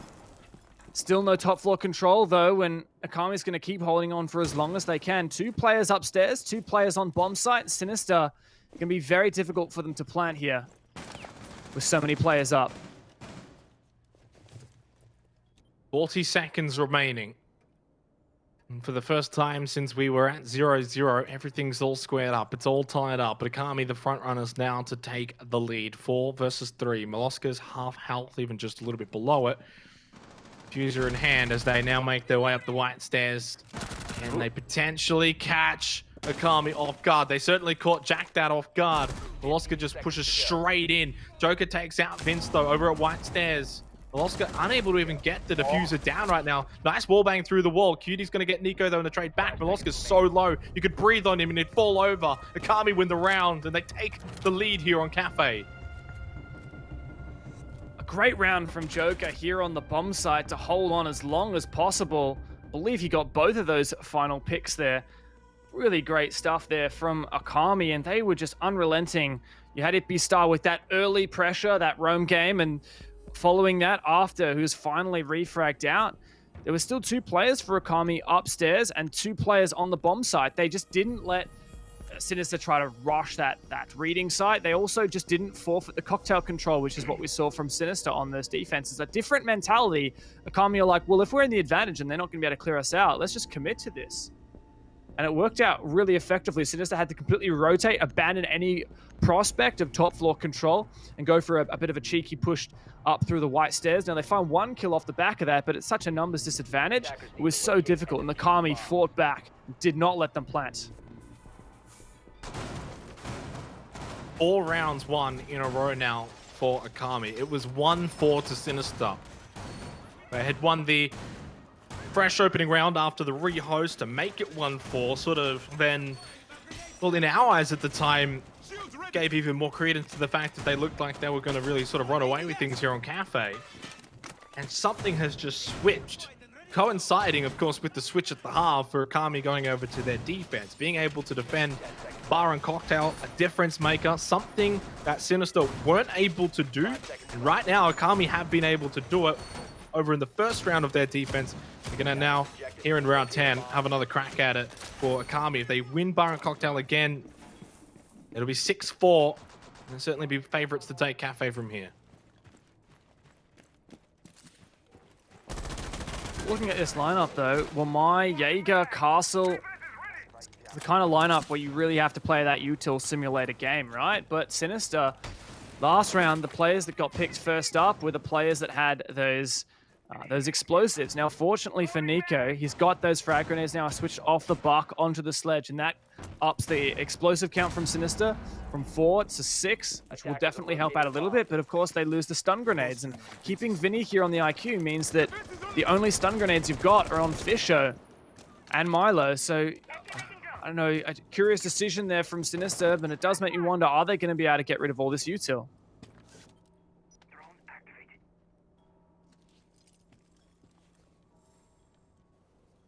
Again, not electing, so really from both teams, not electing to put too much sort of pressure around that piano stage. You know, you mentioned it. We saw it a few times from various teams in the regular season. He's just going to sort of shut up shop, move that shield to the bar backstore. I actually love that right there. So Cutie used the default camera, which Sinister did not take out, unfortunately. West side default camera outside, got to take that out. And so Cutie checks that, sees no one is repelling piano, and rotates his utility to face the east side so that if... And look at this, Jack Daddy's also going to do the same with an ADS as well. This is so clever now from Akami. They're rotating their defense and investing their utility in the place where Sinister is pushing. But first picks come out. It was opened up there by Nico, but he is traded back by Joker. The flashbang going to come out. Joker full flash, but is Sinister able to get this one? Milo and Vinny to try and pinch it, but Joker's ready for it. Second stun grenade doesn't find him, but he is taken out anyway. Sinister trying to claw this one back. 4 versus 3 now. Numbers advantage, but not very much map control. Sinister changing things up here on their attack to Bar and Cocktail. Mentioned that the Kami sort of were able to be ready for this east push, but in the end, Sinister just brute forced their way through. Have now the 4-3 advantage. Mangoes, oh, nice shot from across the room. Takes out Maloska. 3 versus 3 with 25 seconds to go. Diffuser on the ground as well. And just like that, how quick things can change. Sinister looked like they were just going to brute force their way in. 2 versus 2 now. Trades are out. Turpe does get Mangoes now. 2 versus 1, and Vince will secure the round for Sinister, and finally they stem the tide, they stop the bleeding, and we're tied once again, 5-5. It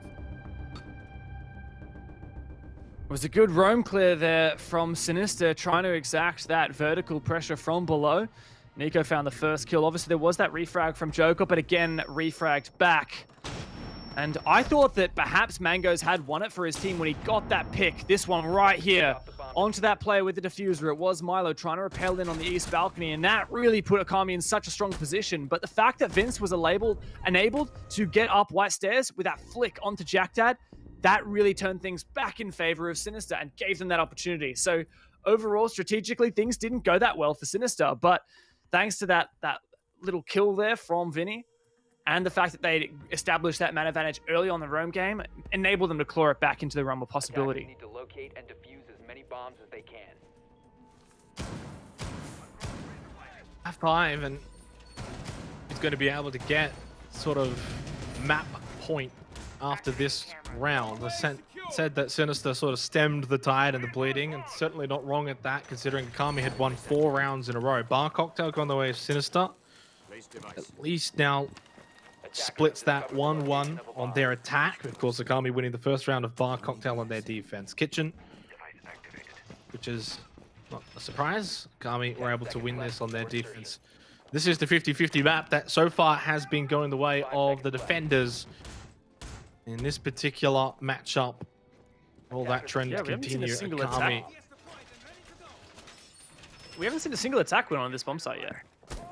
That's kind of surprising to me.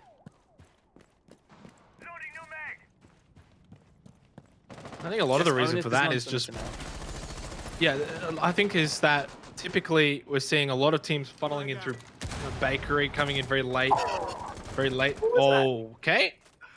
I'm sorry, but that was a completely blind nade from Derp, and Mangoes just happened to perfectly walk into it. That's kind of hilarious, to be honest. I don't know how that happened. Shame back. Yeah, I mean, he's dead.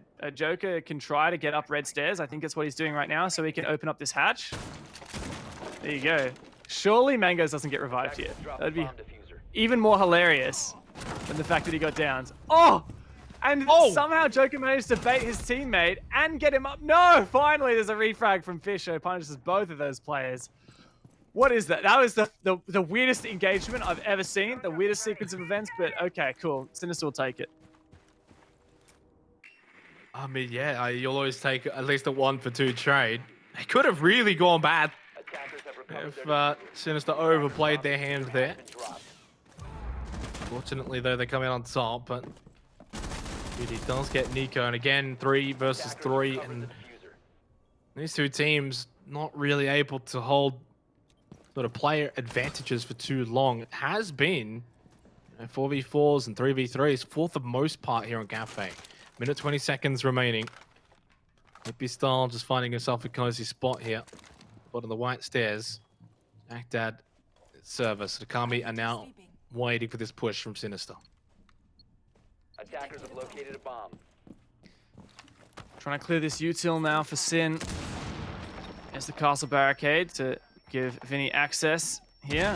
Upstairs, opening up the floor. 1 minute left, still time to try and play this vertical game. Remember that last time around, Jack Daddy was allowed to sit around in cooking and prevent that final push in from Sinister. But this time around, there seems to be no bakery take for Sinister. They're just trying to rely on finding picks through the floor here, and there are still players positioned to prevent that late bakery take from Sinister. So, yeah, this is well and good that they've got the vertical play, but my question is, where is Sinister intending to actually execute? Lippy Star can come in from one side, from White Stairs, and the rest of Sinister will most likely drop down without realizing that he's on this side of the White Stairs. Jack Dad finds both Dirtbite and Fisher Guy as they dropped down. Akami were pretty much ready for this from the get-go. They had all angles covered. Faceplant into the wall. And Akami have got map point here on Cafe. If the trend continues for what happened during the regular season, Akami takes this next round and we call it a 7-5. But jury's not out yet. Sinister did manage to just scrape away that bar cocktail attack, and I've got to say that was not at all convincing. And then to move on and still have this situation where Sinister established that early man advantage right here when Joker gets that one, and then Fisher Guy refrags and kills both of these players, dropping through the elevator hatch. My problem there for Sinister was just maybe a bit of lack of clarity for where that execute's going to come down. Last minute, they decided to go and rotate, drop the freezer hatch, but I would have thought that with the success they had taking Bakery last time around, it would have been a Bakery-centric take, just with that added ability of that vertical pressure. I think that would have absolutely been the secret ingredient that Sinister could have used to win that round. But no, once again, a defense win of Kitchen Cooking, and we look to Reading as this final bomb site of regulation. But honestly, I don't know if we're even going to need overtime here with Akami and the way that they're playing. They won Reading pretty convincingly last time around, and I mean, Sinister have just looked lost on their attack. I will watch over us. Certainly have. The difference has mostly been that bar cocktail. That's only been right now the only difference between the two teams is that Akami were able to defend successfully at least one of their bar cocktail defenses, whereas Sinister lost it both times, giving Akami sort of a look-in on defense. And when we switched halves at 2-4, it did feel as if it gave Akami a chance. They went straight to bar cocktail, then made it 3-4. So that was sort of the circuit breaker that got them the momentum to now be in this position after all of it has been said and done. Match point, Mangoes with the opening frag onto Dirtbite, Sinister falling by the wayside. A spawn peak to open up this potentially final round, and added to that, it's the only hard breach. Oh, okay, we do have a Hibana, but it's in some ways the most important hard breacher for Sinister, with that mute on the board, going to prevent Hibana from being so effective. And also 2 frag grenades to boot. Derpa has been a standout player during the season with so many highlight moments, but he'll have to sit and watch the rest of this round and support the team on cameras. For Sinister, really need them to step up right now, and it's going to be difficult with already that utility wasted. And It'd Be Style here in Pixel with the shield to support him, plus those 2 Vulcan shields from Mangoes elsewhere. And all that util, oh no. Vinny finally does take out that Valcam, but still lots of util that Sinister have to deal with here. Still a lot of time though. Minute 50 seconds is not too bad right now for Sinister as they continue to clear out a lot of this utility. Vince, the IQ, trying to just see if he can find any. Kami right now just probably want to sit back. They've got the numbers advantage. Don't lose anyone early. And buy as much time as possible here. They can fall back down onto that second floor through Cocktail if need be. They got Jack Dad, Joker on site. It'd Be Style at White Stairs. Mangoes and Cutie inside of Cocktail with the hatch open, ready to go when the time calls for it. It'd Be Style is low though. And if Sinister get over aggressive, they could find a kill or two potentially before those members of Akami drop down. This X-Kairos is perfect though, and it forces Cutie into the corner. Takes a bit of damage for it, but he's actually going to stay here, not try and play aggressively. He's going to wait for Sinister to aggress, and I like this strategy. What's Milo doing now? Downstairs, Vinny as well. It's a rotate from Sinister, potentially to go up the white stairs. Now, this is exactly what Sinister did last round when they were at a deficit. Now, I didn't think that the problem was that huge for Sinister this round, but they're going to go for it anyway. Surely not. Milo to find that 1 kill. Can he find the second? That's perfect for Milo with a 3K. Absolutely huge, but for some reason he's got the X-Kairos out, so he does get refragged here. Joker once again to hold it on site, but Sinister, they have an option here, and it might work out for them, but still Cutie holding the line on the top floor. 20 seconds left on match point. Sinister, what you gonna do? Were they even aware that Cutie was still in Cocktail? That's the question. 12 seconds left with match point. Cutie from above gets Nico down. Vince in a 1 versus 2 now, trying to save Sinister here on Cafe. Can't get it done despite Milo's heroics. Akami come up clutch, win the map point, win the map, and they're up 1-0 in the series so far. An absolutely heartbreaking defeat for Sinister after that 3K from Milo to explode that round into possibility. But for Akami, a near flawless defensive half. Added to that, a great split on the attack. And they show that, well, they won Cafe during the season against Sinister. They're going to do the exact same thing here in the playoffs. Yeah, and of course their map pick though, for those who maybe missed that, maybe just tuned in. So Akami, at the very least, confirm their own map pick. 7-5 against Sinister, although at one point, Dev, it was 1-4 against Akami in favor of Sinister. They were in control of Cafe by far and away. Of course, that was technically the rehost when it was 1-3, but then Sinister out of that rehost did win that first map. But from that point onwards, it was the Akami show on Cafe. Something switched for them for better, and in the end, they take the map Villa to come next. And you did say to me before the broadcast, you don't sense Akami can get 2-0. After that performance, do you still stand by that? So you're basically saying they can't win Villa? I don't know. With the Sinister's attacks just then and how strong Akami were on the defense, it does make me a bit concerned for Sinister for this second game, and it does raise the possibility there maybe Akami can actually do this in 2 and head straight forwards in that upper bracket. That would be huge, I think, because Sinister are coming in here as a 2nd seed. This is a 2nd versus 3rd seed game, right? So who's really counting, right, between these two? But we were definitely favoring Sinister here. And Akami to be so strong there on Cafe, like, yeah, it was a close one. It was 7-5, but they didn't need overtime. And as you mentioned, they managed to win that bar cocktail defense, which Sinister wasn't able to do. I may be starting to slip here, and I think Akami have got this. We'll have to wait and see, though. We're going to go to a quick break on the other side. We head to Villa. Akami currently leading 1-0.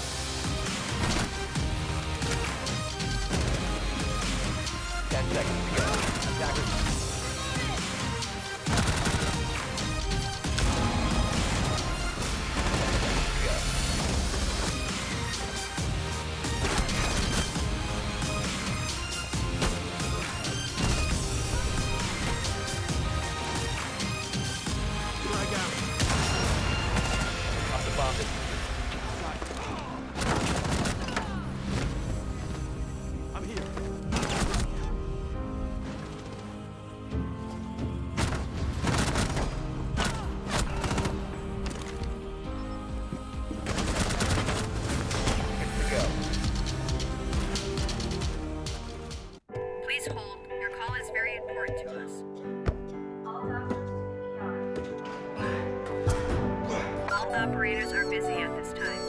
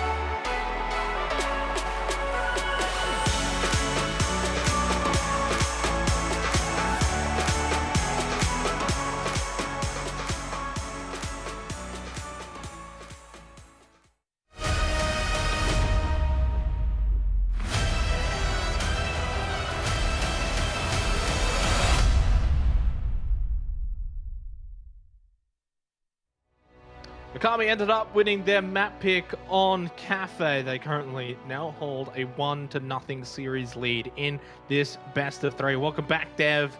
We've got Villa coming up very soon, which will, of course, be the map pick for Sinister.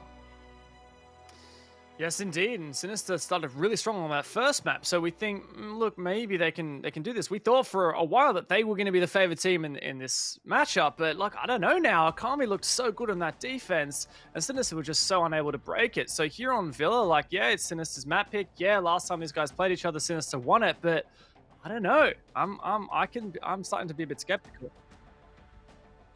Yeah, look, look, for them, I think Sinister are the favorites going into Villa, without a doubt. In my mind, I definitely feel like they should be the favorites to take this map. We're kind of umming and ahhing. Would we go to all 3 maps? In the end, I think we will, and that's sort of actually what the poll vote even sort of said too, the 67-33, right? So that kind of suggests that 2-1 likely scenario.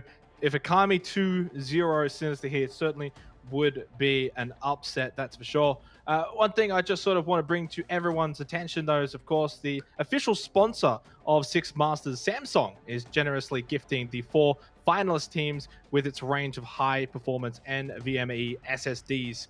Thank you to the team at Samsung Australia for doing so. Don't forget, you guys as well can receive up to $148 cash back when purchasing select Samsung SSD from participating resellers. So for more information, you can use the !SSD Twitch command in chat to get more information on that. Of course, we are very shortly going to be heading into Villa for map 2. Dev, I want your thoughts here. Do you suspect, like me, that Sinister are going to be the favorites here?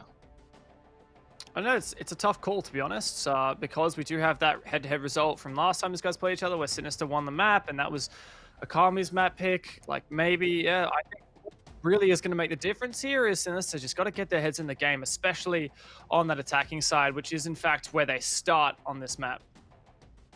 Yeah, the poll vote for you guys at home, you backed in Sinister. We backed in Sinister as well. 67% in the poll vote did say that Sinister was likely to win the series. Of course, no draw, Dev. There's that little draw margin that we used to have in the regular season, not there. Of course, you can only advance forward or drop down to the lower bracket depending on the result of this matchup. Right now, Akami leading 1-0. Of course, off the back of their own map pick win on Cafe. Wasn't all easy going for them. And while I think 2-0 for Akami going into Villa is unlikely, it wouldn't be impossible, would it? No, definitely not. I think there's definitely a possibility here for Akami to surprise us, but yeah, it would still be that, a surprise. But let's jump straight on into it here. It is Akami versus Sinister. A great first map here from Akami on their pick, but now they're going to have to deal with Sinister's map pick. Sinister won it last time, but who knows? Akami are on a tear. Maybe they can fight back here and take it 2-0, but for Sinister on the run, they want to go through straight up that upper bracket. We'll see what happens here on Villa. Yeah, and look, good luck, have fun for all in chat. Sinister, though, you sense there's pressure now built on them coming into Villa, right? I would say there would be just a little bit, but at the same time, I think for these guys, they're probably cool. They're probably collected and calm. This is their map pick. They would definitely feel more comfortable coming into Villa than Akami, for instance, as we have the ban phase now. Sledge and Thatcher going to be taken out. Not too much of a surprise there. Right now, Akami, though, with the chance, at the very least, to finish this series off once and for all. Because what do we call it? Theme Park, from what I can remember, is the decider map. I think you probably back Sinister on Theme Park as well. So they're going to have to do it on either one, Villa or Theme Park. Yeah, I definitely think probably a better chance here on Villa than Theme Park, but who knows? But as for these bans, the Thatcher and Clash is maybe a bit expected from Sinister. It's exactly what they banned last time these guys played each other. Mangoes plays a mean Clash here on this map. But as for the defense, as for Akami's side, you've got Sledge and Valkyrie being banned out. Now, Sledge is not a very common ban on any map, but it is a very common pick, especially on this map, for the one and only Nico. So Nico's going to jump back onto the Buck instead. One of the things I love to see with the Sledge on this map is Nico actually goes downstairs underneath the bomb site and uses Sledge by standing on top of tables to sledge the roof open. So he basically like plays a Buck, but as Sledge, and that means he's still got the frags, whereas Buck does not have frags. So that does overall change things slightly for the attacking side. It means that If you want to keep the frags, you have to go an operator other than Bark, maybe someone that's not as similar to Sledge and doesn't have as much soft breach potential. But if you want to keep the soft breach, you lose the nades here. So maybe that tells us that Akami going to try and play into that that explosive counter game. You know, Wamai, Jaeger, deployable shields, and it seems to be the case, at least with those two deployable shields and the Wamai and the Jaeger here. And of course, from Sinister's side, thanks to that Sledge being banned out and NiKo jumping onto the Buck, instead it means there's 2 less explosives, and you'll be relying on just the lifelines from Vinny and the explosive breaching rounds from Fisher. I do wonder, though, whether or not starting on defense here is going to be more beneficial for Akami, because quite evidently, as we saw in Cafe, they performed better on their defense than their offense, and if they can get off to a good start here on Villa, it can certainly bode well for them at the switch of the half. On the flip side, though, Dev, if they, say, perform poorly on their defensive half here on Villa, considering that it was their defensive half that won on Cafe, that could also then sort of spell disaster for them as they then go into the switch. Yeah, definitely. If you're talking about Sinister, though, like you're thinking, well, the attack was where they really struggled last map, and now they're on it. And if it was me, I'd want to be on attack first, to be honest. You're like, get rid of that doubt that you have in yourself. Start with some strong attacks. Just be like, look, guys, whatever, let's just make this happen. Start off strong and then move on to your defenses when you know you're good. But address the real problem first, which is your attacks. Starting it as a vertical take, as is very much common from Sinister in particular. Air jabs used to prevent these flanks, and that'll give NiKo free reign downstairs, as well as Fisho, but probably we're just mainly looking at NiKo to open up the floor using the skeleton key and start trying to flush out some of these players. Of course, the last time that these two teams played each other, it was a draw 1-1 in the best of 2. Of course, this is a best of 3, though. So history kind of suggests that we most likely are going to head to Theme Park for the decider. If that's the case, probably not ideal for Akami. So they kind of want to buck the trend, buck history a bit here, and take Villa away from Sinister, which would then cause a pretty big upset to 0. And they would, of course, then move forward into the upper bracket. Sinister would drop down into the lower bracket and would have to then run the gauntlet to get all the way to have a shot at wildcard, for instance. Fisher guy just going to drone out top of main stairs here in second floor as Sinister start to make their push into Aviator Games. And one more explosive for Vinny. Empty Star still stacked up with ADSs and magnets, but NiKo to find that first kill, an almost kill there from the Jaeger of Itby, but he's taken out, and that's a good strong start for Sinister. And now flushing Mangoes off this position as well means Sinister can probably safely push up brown stairs. And now Sinister in that significant man advantage with some strong positioning as well. Well, significant man advantage of 5-2. Mango's Jackdad, last 2 remaining for Akami. Not the start they would have liked to have had on Villa. In saying that, still a lot of rounds to play out. Sinister get a flawless attacking round. That is an ideal start, though, for them. Very much so. And talk about getting your confidence back after such a shoddy attack on Cafe. This is absolutely the way to do it. Start strong here. Despite that sledge ban, it didn't seem to affect Sinister at all. NiKo, with that skeleton key and the C8, was able to find that first kill through the floor. I believe it was Cutie. It was either Cutie or Joker. I didn't quite see. I think it was Cutie. Very nice stuff there from Sinister to dismantle that hold, and they're coming in and be like, look, guys, they just ripped the carpet out from under our feet that round, so let's move over to trophy and statuary. Not dwell too much on the past. And look, any kill that Akami can get here is an improvement over last round. I know that Akami are defending here, very different to Cafe where they were attacking first, where they struggled at the start. But that's the thing, they did struggle at the start. It was 1-4 in favor of Sinister before Akami turned things around. So, seeing Sinister win this first round and maybe have a good start here on Villa doesn't necessarily paint the full picture of what could be Villa if, of course, Akami can turn things around. We're only one round in, though. But I think it is different when they're defending here rather than attacking. If you have a sloppy attack, you can bring things back on your defense, like we saw from Akami and Cafe. But I think it's more difficult if you have a sloppy defense and you kind of just get run over by the attacking Sinister. Then for your own attack, you could be very much shot for confidence. 5 seconds Yeah, very much. And I think that's what happened partly, at least, for Sinister in that last round. The last map, rather. But having a look into this round for Okami, they do love this Goyo. And they are bringing it, it's Cutie though, to put some pressure on the south side of the map. And as for the bomb side itself, Okami are doing this beautiful thing that we've seen a few times. This closet hard hold with a rotate between the bomb side of Stat into Master, and there's castle barricades to support as well. So Sinister are going to address this head on.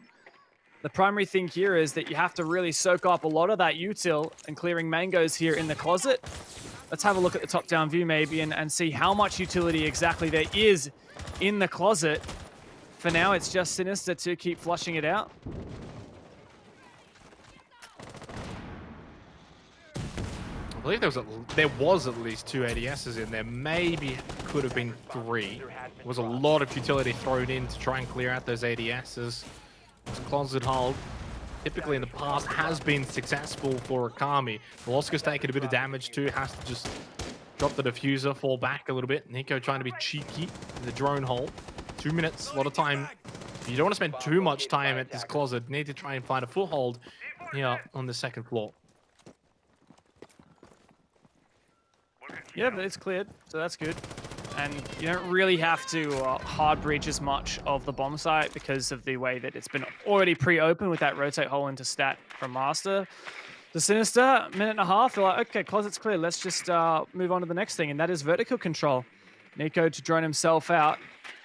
The Sinister, this does indicate that they're not going to go for a full push from the south side of the map to clear out Aviator Games, etc.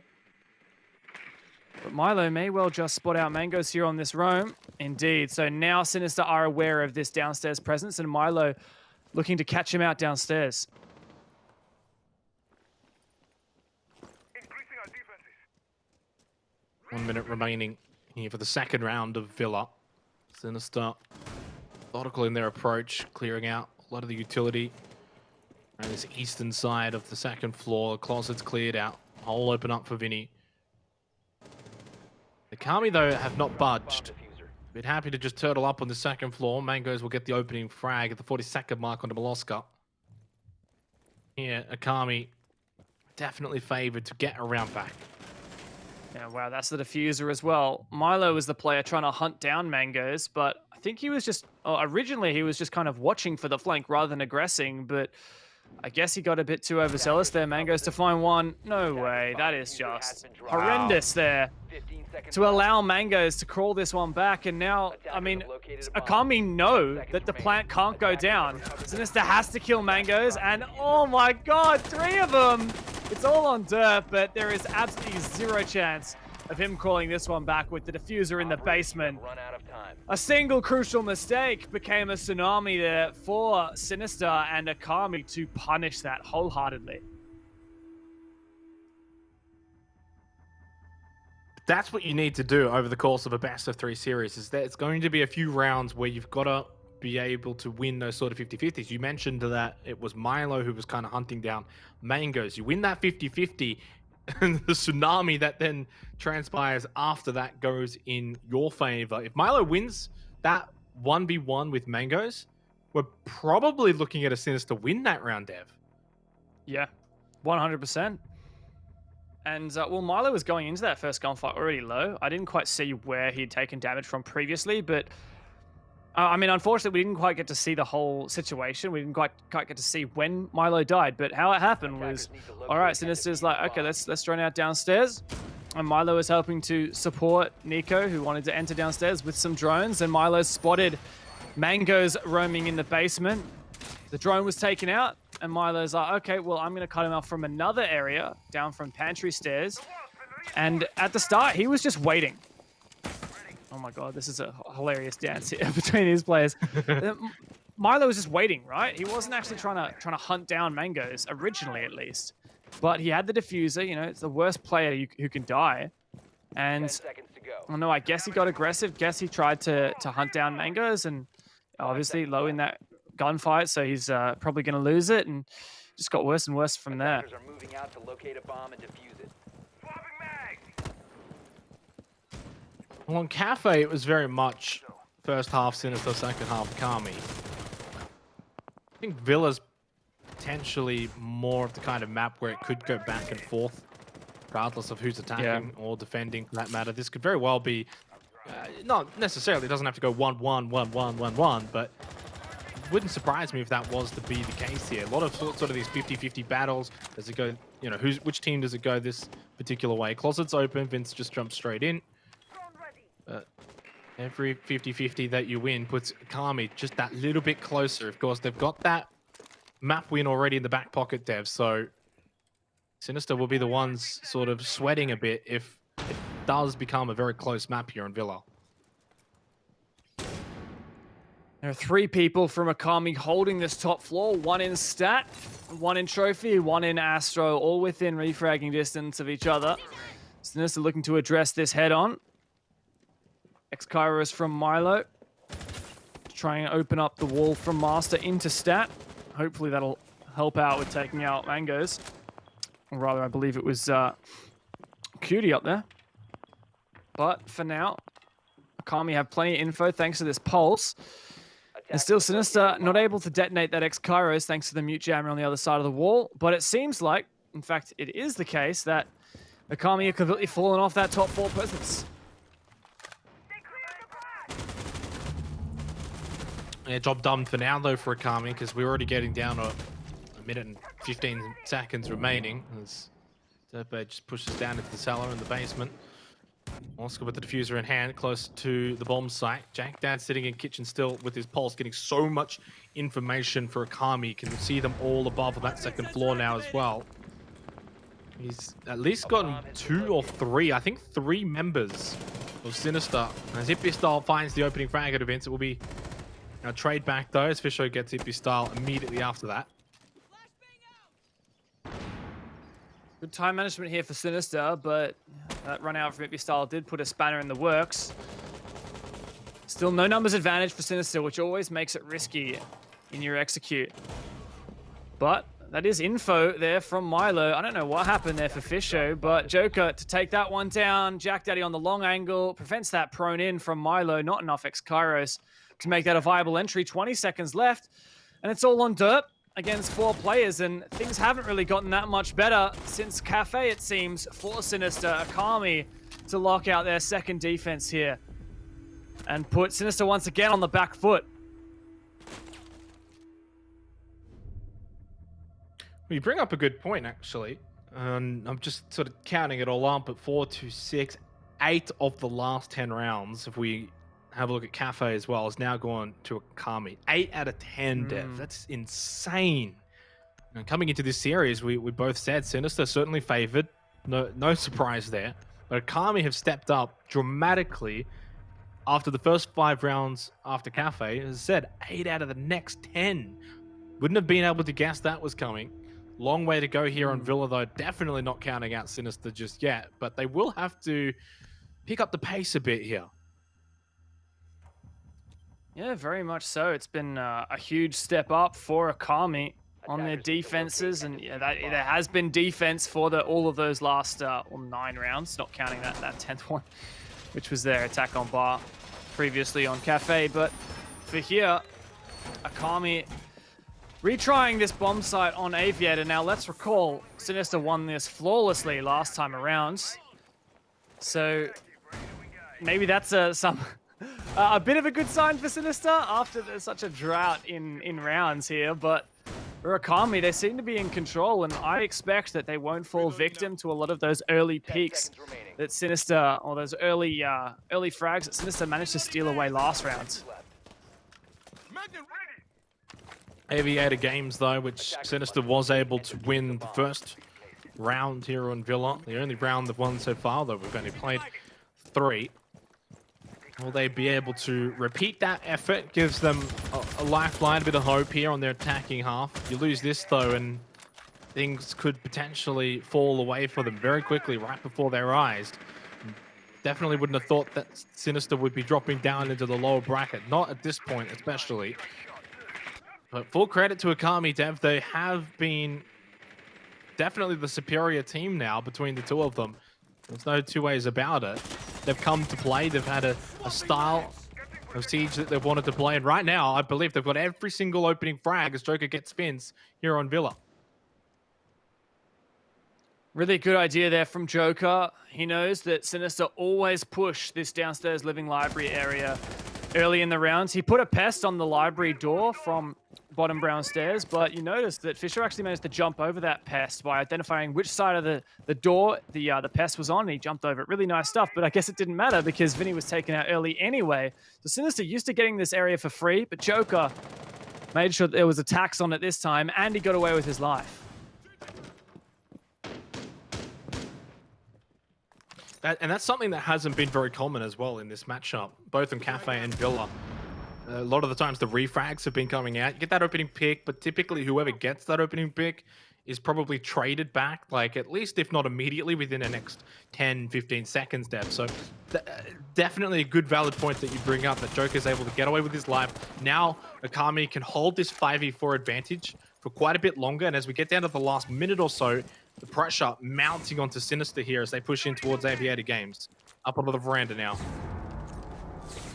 How is this clear of the util at top brown? Fisher guy to push on up. They're not even going to clear the shield, but somehow he wins the fight anyway, and two of them. Huge kills for Fisher, but now so low on HP, and his teammate was also taken out in the process. Now Cutie going to reinforce off the classical hallway, making it even more difficult for Sinister. A good late reinforcement there. Sinister still on the back foot, but Milo does have that Hibana. He can open up avenues onto the bomb site, which will expose these anchors for the rest of Sinister. Nico's still on this first floor. It might be 3 versus 3, but Fisher guy extremely low on the Ash. Won't take much for him to be taken out. Still one more gas canister available as well for Cutie in terms of utility. Flash gonna just miss Mangoes as he falls back, trying to just see over the broken wall. Mangoes though gets Fisher guy who was low. Didn't need much to take him out. The refrag though from Nico. That's the vital one that comes in as Milo does get Cutie. Joker able to get Melee back though. Oh! He won Sinister win the round. Finally, right at the end, Nico ended up finding 2 towards the back end of that round, and Sinister, well, now they are the ones stemming the tide. I thought that was Akami's round for sure, but Nico to win in that 1 versus 2, I mean, you got to say that even though Sinister maybe won that round, that was by the skin of their teeth. So many things went wrong for them, and they're going to be very happy to have put that one on the scoreboard. This is where it all started, though, for Sinister. Fisher guy to push in top brown and find both kills. Made it a 3 versus 3, but the remaining players on Akami had a very strong position to just hold on the bomb site. They got the opening kill as Sinister desperately started to push on through. But Nico to clean up with the last 2 did certainly save them there. Thankfully for the Buck. But that is 2 successful attacks there on Aviator Games. It is, but is it kind of just like putting a small bandage over the big giant crack in the damn wall, right? Because that's all they've been able to get so far. 2 more rounds to go. It'll be Stat Trophy, then Kitchen Dining. Both times Akami have been able to get those sites. If Akami can get to 4-2 at the half, it'll be, of course, their advantage going into their attacking round. A lot of similarities, though, I guess, kind of to Cafe, where Akami were able to get Bar Cocktail twice. Could see that sort of happen here on Villa, where this Aviator Games that Sinister have been able to get on their attack, if they can then defend it themselves, that will then be the difference maker when it comes to these maps and these rounds to give Sinister the advantage towards the end in this next half coming up, Dev. That potentially gets them the map point. It's definitely possible here, but no, I'm still worried for Sinister. That wasn't a great round. They lost the opening pick, and for Akami, a really nice read there. They started to realize this is how Sinister's taking it, that downstairs presence first, and they addressed that with some utility. Got an early pick out of it. Sinister here, they need to make sure they can win one of these other bomb sites at least. Put themselves in a strong position going into their defense, but for now, Sinister have done a good job here at clearing out the closet hold. Mango's deciding not to commit to it too hard, and he gets out with his life, at least for now. I saw at least 2 ADSs in the closet. Not sure if it was the 3rd. But once again, not a surprise, especially trophy stat. So see that sort of presence of utility inside of the closet. Pretty much cleared out for the most part. It was droned out. So 2 minutes and a little bit quicker this time as well for Sinister. Last time around, though, was Mangoes. He found the opening frag onto Milo, of course, here on that trophy. And that alone, Dev, was sort of the story from that point onwards for that round. Sinister, hope that doesn't happen again here. 1.5 minutes remaining.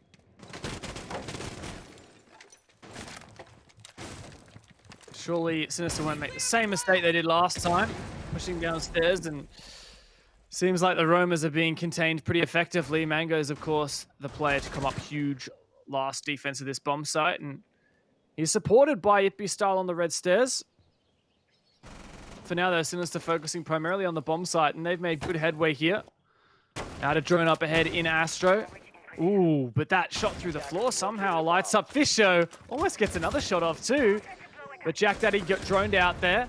And now Fisho to push up inside. He's taken out, but Vinny's here too. He turns the corner and loses the fight. 2 players there. Now Sinister, 45 seconds left. Really struggling to get a grip. Well, that trophy didn't go their way last time, and for Sinister, it looks like it's not going to go their way again here. Frag still available for Derpay, the grenade in back pocket. Derpay does get Joker though, soft banging through the wall. You can find a second one as well onto Cutie. Double kill for Derpay. Still has the grenade as well. Can throw it down the stairs. Might just find a third, or at the very least, do some damage. Shikami quite low with Jack Dad and Ippy Style, who is taken out. But Jack Dad ended up finding Derpay and Nico at the exact same time. And they do not allow Sinister to steal that round. Certainly not, and it goes to show that holding on to Closet isn't the be-all, end-all of that bomb site or even that strategy from Akami, because Mangoes once again gave it up really, really early and decided to just head on for a roam instead. And the roam wasn't the most impactful thing, but the fact here that those 2 players pushing Astro were taken out with no refrag at all, at least not imminently, from Sinister, made things very difficult. Now, credit to Derpay here, who did a good job to try and retake that ground and then finally push on in, but Jack Daddy did clean it up, as you say. Akami are once again in the lead here and seem to be in control not only of this map, but this series. One of the things that's been kind of noticeable, and it was something actually you brought up at the very beginning of this series, back over at Cafe, was when Joker was losing a lot of these opening exchanges. He was being fragged early. It's almost as if Akami weren't even playing with him on the team. And after those first 4 or 5 rounds, since then, it's been the opposite. Like, you know, the last 2 rounds, Joker's gotten the opening frags here. He's sort of found another gear, flicked the switch. He's now the one that's causing these opening frags, rather than constantly going down early. It is providing Akami these advantages in these rounds. So that's been a difference maker, something that has sort of switched up in this series so far. Yeah, very much so. We're seeing a really well-rounded performance, I'd like to say, from Akami. In particular, seeing players that wouldn't usually step up, like Mangoes, like Joker. Ippy Style hasn't needed to do his usual, go nuts and kind of carry, if you will, that is kind of distinctive of Akami. Here for Sinister as well. Need to pull themselves together because they are attacking once again Kitchen and Dining, and this was a bit of a fail last time around, despite clearing out that top floor roam pretty effectively, or rather, there were 3 roamers on the top floor who gave it up without too much of a fight from Akami. Sinister still wasn't able to convert that to the map control they needed and then execute onto the bomb site. This Thatcher ban that they insisted upon has really made it difficult for the Hibana to open up these walls.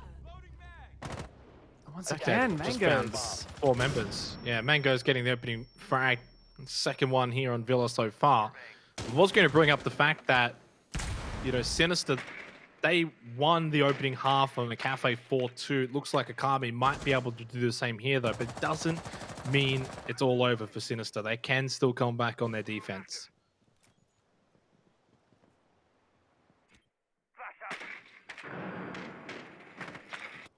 So Sinister taking this top floor control. I think they've finally got a grip on it now.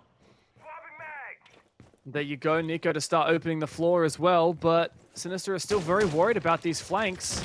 They've consistently struggled with these roamers from LFO Akami, and, well, opening up this floor, getting rid of that mute jammer is so essential, and hopefully here Moloska has enough utility here, enough of those X-Kairos to open not just a prone hole, but an actual angle onto the bomb site that he can walk through. Now, a pre-placed C4 from JackDad could come up huge if he can find Nico.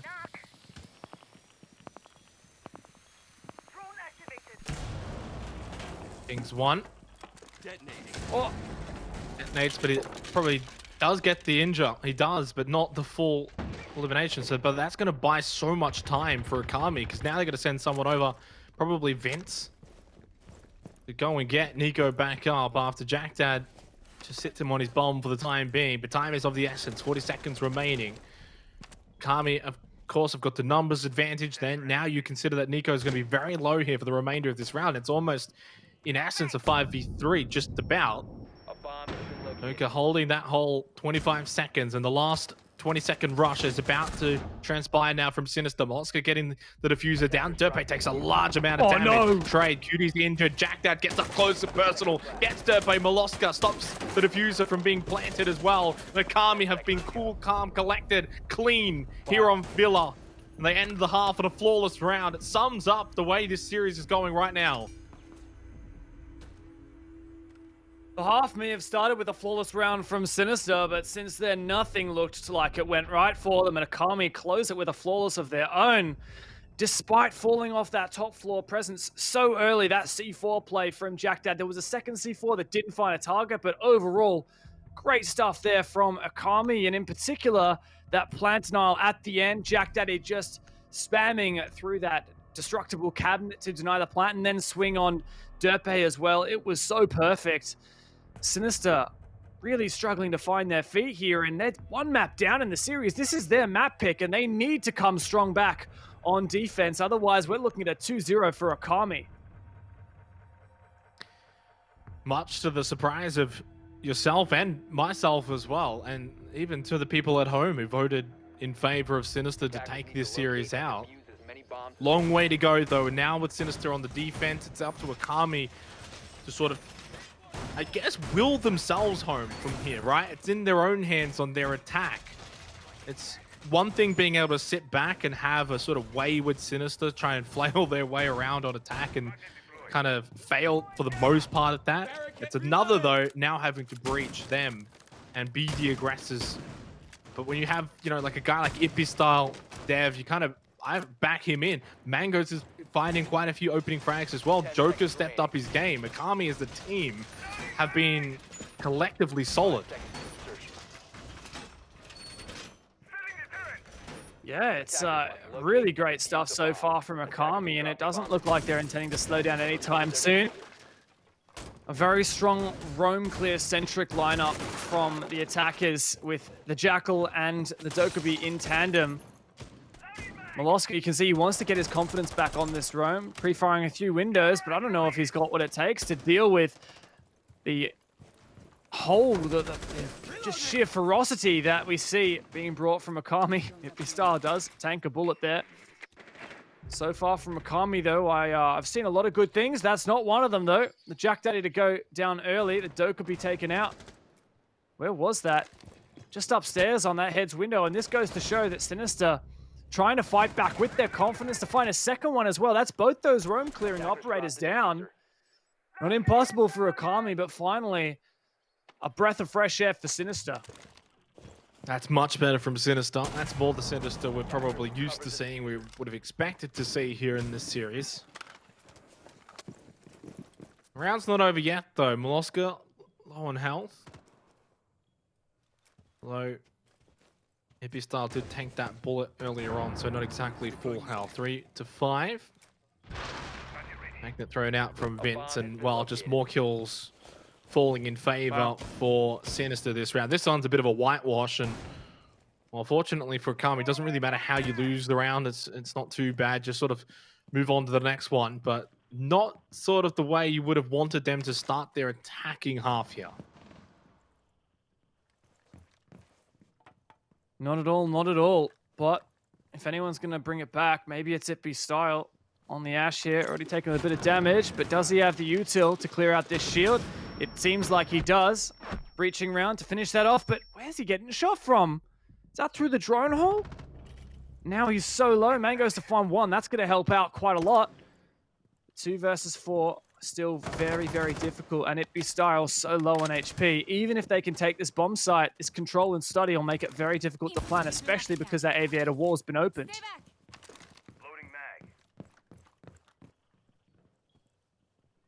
Hard to really believe. You did say if anyone could do it, probably Itby Style, but when you're on a sliver of health remaining, it makes it difficult. And well, it didn't really take too much to take him down in the end. Now 1 versus 4 and round's over. For Akami, probably better to just get it over and done with. Sinister, though, this is potentially the journey back into this series. It started off with that aggression there from Sinister. Nico found one on the roam, just pre-firing out through that window of heads over near Trophy and took out Jack Dad. Meanwhile, Milo, we saw how aggressive he was, trying to just take the fight to Akami, peeking, pre-firing every window he could see on the master side, and he got cutie. That was the 2 pivotal roam clearers down for Akami, and no doubt that stilted a bit of their confidence. No Dockerby Logic Bomb calls to go out, no scans from the Jackal Inox. That made them think, well, okay, let's maybe just see if we can push up 90. But of course, Sinister had that numbers advantage. And even though there was a bit of flash of possibility there from Itby Style pushing the classical hole and clearing out that deployable shield, well, he was lit up to so much. He just wasn't confident in taking any fights. And Sinister to lock it out with that numbers advantage, refragging the final kills. Very nice stuff. Maybe this is where they get back into the game. Well, they're not really out of the game. It's just the fact that they're down a map in the series, right? Because it's only 4-3 now on paper, and well, Sinister also on their defensive half. So all things considered, I don't think Sinister would be sweating too much right now. In fact, they probably feel pretty comfortable with how, of course, they were able to open up their defensive side. You know, I speak about how not ideal for Akami to be opening their attack like that, but the flip on, you know, the opposite side, the Sinister, that's how you want to open up your defensive half. And put the doubt into the minds of Akami that they're not going to be able to get the job done here on their own attack, that they start to question themselves. You know, are we going to be able to sort of attack Sinister here? Long ways to go. And the benefit for Akami is they've already at least got a map win on Cafe, but I'm not sure if Theme Park's where they want to be going here. They really would want to, while they're pretty close to getting this map win, try and finish it off here in Villa. Oh yeah, very much so. To lock it out in 2 would be so good for Akami, not have to deal with Villa at all. What is that? Itby Style. That's so cheeky, and Derpe's gonna feel that one.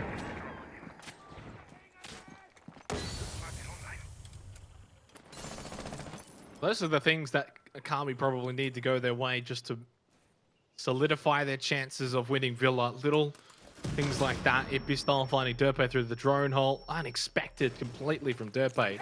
Can't blame him there, but that's what Itby Style can do. Find these opening frags time and time again for Akami. And even an opening frag like that, now you kind of back him in to find another one as they actually enter onto this second floor, pushing towards Trophy and Stat. Fisher guy into the closet now.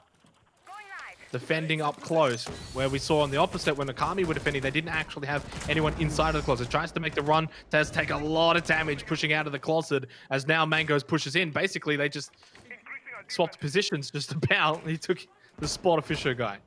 It was a good closet clear there from Akami. You could see that Sinister deciding to play their smoke in there instead of what we saw from Akami, which is the castle. And oh, there's a nice one for Vinny. And NS comes out in chat. I like that. Akami, their thought process was, look, if we lose closet, it's not a big deal. Let's just back off early so we don't die. Whereas Sinister tried to play a bit harder, but that X-Kairos just made that impossible. Fisher had no choice but to get out of there. And it's a shame that Jack Daddy didn't manage to punish that with the Mark 14. Because that would have been huge for Akami.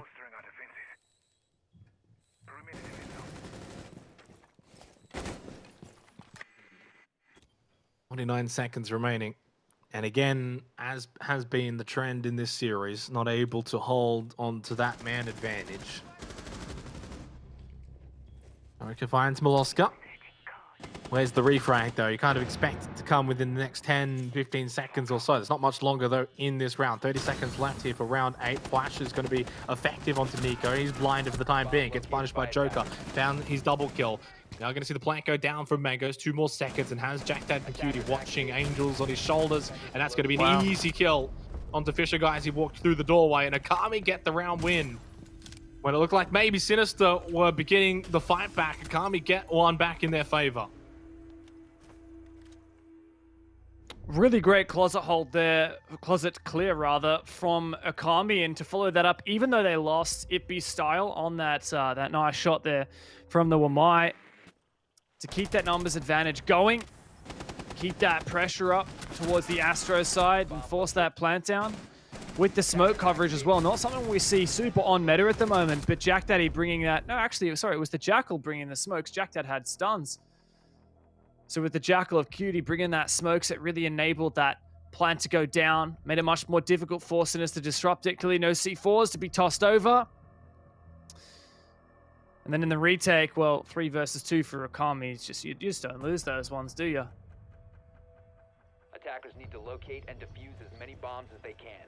5-3 now, Dev, and it starts to become a reality that, you know, match point could be on the other side of this round. Akami are so close, they can smell it.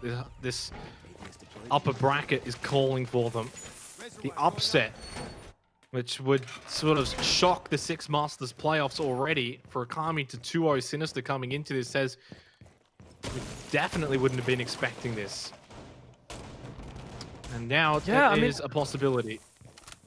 Maybe some people would have expected this though, right? Like, these teams coming into the playoffs, they're only 3 points apart from the regular season. And Akami has been, if you asked me like 2 seasons ago, Akami would absolutely be the favorite team. These guys have been consistently 3rd, 4th place behind Wildcard and Fnatic, mind you. And Fnatic aren't even playing in this league anymore.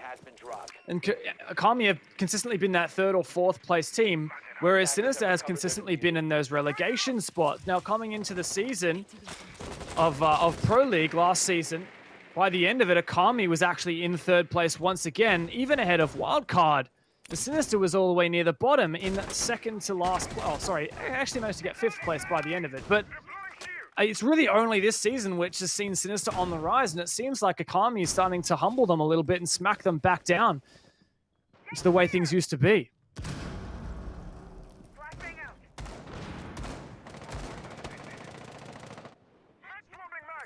Sinister haven't been able to get 2 rounds in a row since rounds 4 and 5 on Cafe. Long way ago. Long time ago. And in terms of recent times, they haven't been able to get 2 in a row here in Villa at all. So it kind of says this map could be done before already. If Sinister can't change that theme, Akami, it should just about be done. But, of course, stats don't always tell the full story. And Akami have still got to get the job done here on their own attack. It's not over just yet. But Sinister, at least for me, haven't quite been at their full best as they were in the regular season. In saying that, we mentioned it a few times. Akami were the last team to at least take a map off Sinister. They may just do more than take 1, they may take 2. A bomb has been located. Well, my question is, what's the strat for Fisho Guy? Does he have anything different to prevent the X-Kairos from opening up his angle? Nico's on the roam though, and that does find that first kill onto Ippy Style, an impactful player who found the opening last round. Look at that. That's 2 sets of X-Kairos from Mangoes. In fact, all 3, I don't think any of them actually detonated, maybe just the one on that castle barricade. So the way that Akami flushed this smoke out of the closet last time with those X-Kairos, that's just not going to happen this time. Akami's going to go full send into Twins at the stat bomb site. Milo just loses that gunfight. Joker's got to reload. Small mag here on the ARX, but Mango's also to find one. Refrag now, and that's control still of Master. This will be a very difficult opportunity to get the plant down here for Joker with no control in Master. So Akami, while they have got some ground here, they're still unfavored here in the 3v3. And only 20 seconds remaining as well. They're holding this doorway, which is where Kami are going to funnel in from all of them all at once, start to push in. At least it's a 1-for-1 trade. Jack Dad gets Nico as well, so now it's 2 versus 1. No Kami way! just went from unfavored to favored. They've stolen the round and they've got match point. By all rights, that should have been Sinister's round. They did everything right. That closet hole worked perfectly, but Akami, after losing that final fight there, in stat, they just thought, oh man, okay, let's just go back and rotate. If we don't have master control, let's go for a trophy execute. And Derpe, yeah, he held the line, he got 1 kill, but it's a 3v3, so when he's traded back out and Akami finds 1 more, that puts poor Vinny in a 1 versus 2, and Jack Daddy to clean that one up. Man, this is, I mean, I don't know if it's not the upset of the season or anything like that, but Sinister were in top form in the 6 Masters. This break has not treated them kindly. And in the flip side, Akami always cursed with 3rd place and 4th place in the Pro League season after season. And even though Fnatic left the 6 Masters, it seemed like Akami was still doomed to that fate once again. Attackers need to locate Until here, they come up against Sinister to do away with them in a 2-0 and go on to the upper bracket final as our first team. That would be huge for Akami. Just kind of cool expectations here a bit though, Dev. It does seem like Destiny says these 2 teams may most likely meet again in the lower bracket final. That's the likeliest of all likely scenarios to take place for the 6 Masters playoffs, but who knows? At this point, Akami 2-0 potentially on the cards. Certainly wouldn't have expected that, and maybe just sort of sets the tone for this 6 Masters playoffs, that anything can happen. Who knows? You know, you mentioned there was a break, of course. You know, we've had 2-3 weeks off since the regular season. Things can change in that short amount of time. Right now, though, we're back on Aviator Games, which has been the only bomb site that Sinister has been able to win, both on their attack and their defense. Like, this is it. This is the only site they've been winning. So they better hope to win it here. Match point after all, 3 match points for Akami. Now, remember last time Sinister defended this, it was the first round of the game. They came out of the gate strong. Aggressive peaks from Nico and Molosco maintained an early man advantage for Sinister. Akami actually almost pulled it away by the end of it, but let's see if the aggression from Sinister works out once again, because I think Akami are ready to quell that, and of course with that roam clear util, the Jackals, Inox, and the Dokkaebi calls definitely make it more difficult, but Mangoes is the first one to enter an engagement, takes a bit of damage for it in Master. That's Milo, and he goes back downstairs, jumps down red with Nico. And the roam peels off here for Sinister. That mute did delay a bit of time with those mute jammers, but overall, Sinister just want to get out, get away with their life. Get away with the round win if they can as well. It's a must. You cannot lose this round, otherwise you lose the series. Match point, series point for Akami. 1.5 remaining. Ippy Star, what can you find this game? It's been probably mixed results for Ippy in this series so far, but fortunately, you know, we've touched on it, but guys like Mangoes Joker really standing up, finding frags, where typically in the regular season, it was always the Ippy style show, especially in regards to finding opening frags. 1 minute and 10 seconds remaining. Where's Mangoes going to use his X-Cairo? So they're going for just a clear 90 take? Or will he rotate? No, he is in fact going for a study push. So this is where the presence from Sinister starts to come in. Vinny in particular. Oh my god. That's a nice angle. Shuts him down. No more regenerating magnets. A great peek there for Mangoes. And that puts Akami in a much better position. And that's just going to do it even more. So Sinister in a 3 versus 4, trying to claw this one back. Match point against them. They need to hold on. 4 versus 3. And goes very low. Jack Dad's taking a bit of damage to Joker. Yeah, jump at the doorway. 20 seconds remaining now. Sitting back over in the Vault Stirpe. Shotgun in hand. The round's not over yet for Sinister. Still a lot of work for Akami to do in such a short amount of time. Joker trying to just push in now. Find a spot where he can get the diffuser down. Waiting for the player to push out of Vault. That's Stirpe. Takes a lot of damage, but he's not eliminated. Still up. No. Joker's now going for the plant. Nico gets one. It's on Domangos. It's a refrag and a retrade. Jack gets Stirpe. Still, that plant's going to go down from Joker. Not stopped at all. 2 versus 1. Milo has got the series on his shoulders right now. He panics, but he's got 37 seconds remaining. Can slow down if he wants to in the 1 versus 2 against Joker and Jack Dad. The crossfire onto him, though. The player in study whips out the pistol, doesn't know there's one right behind him. Involved, caught in the corner. And that is Akami to steal the series 2-0 here against Sinister.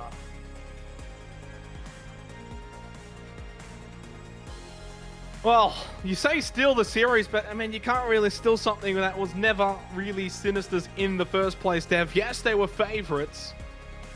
We predicted Sinister. Everyone at home predicted Sinister. Akami predicted Akami, though. 7-5 on Cafe, 7-3 on Villa. They get the job done. They surprise us all. Moving forward in the upper bracket, as they really were the better team after the first 4 or 5 rounds of the whole series. From then onwards, it was the Akami show. And you know how at one point you said Akami's won 10 out of the 8 out of the last 10. I mean, Sinister won 1, 2, 3, 4 rounds in the space where Akami won. What is that? Like 6 plus another 7? Like, what is that? I don't know. Don't do maths on broadcast. 13? That's 13, right? So that is absolutely nuts. For Sinister to only get 4 rounds in the space of Akami winning 13.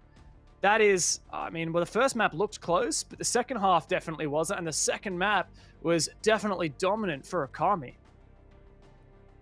Yeah, and I mean, in a lot of sort of the preparation for these playoffs, we all kind of had Akami around as that 3rd place team, Sinister. The form that they were bringing into these playoffs, pretty much undefeated since losing that map to Akami. And then, of course, Akami was their first opponent, and guess what happened? Then they lose both maps, right? So Crazy. out of the last 4 maps that these two teams have played, it's 3-1 to Akami. Technically, they take it 2-0.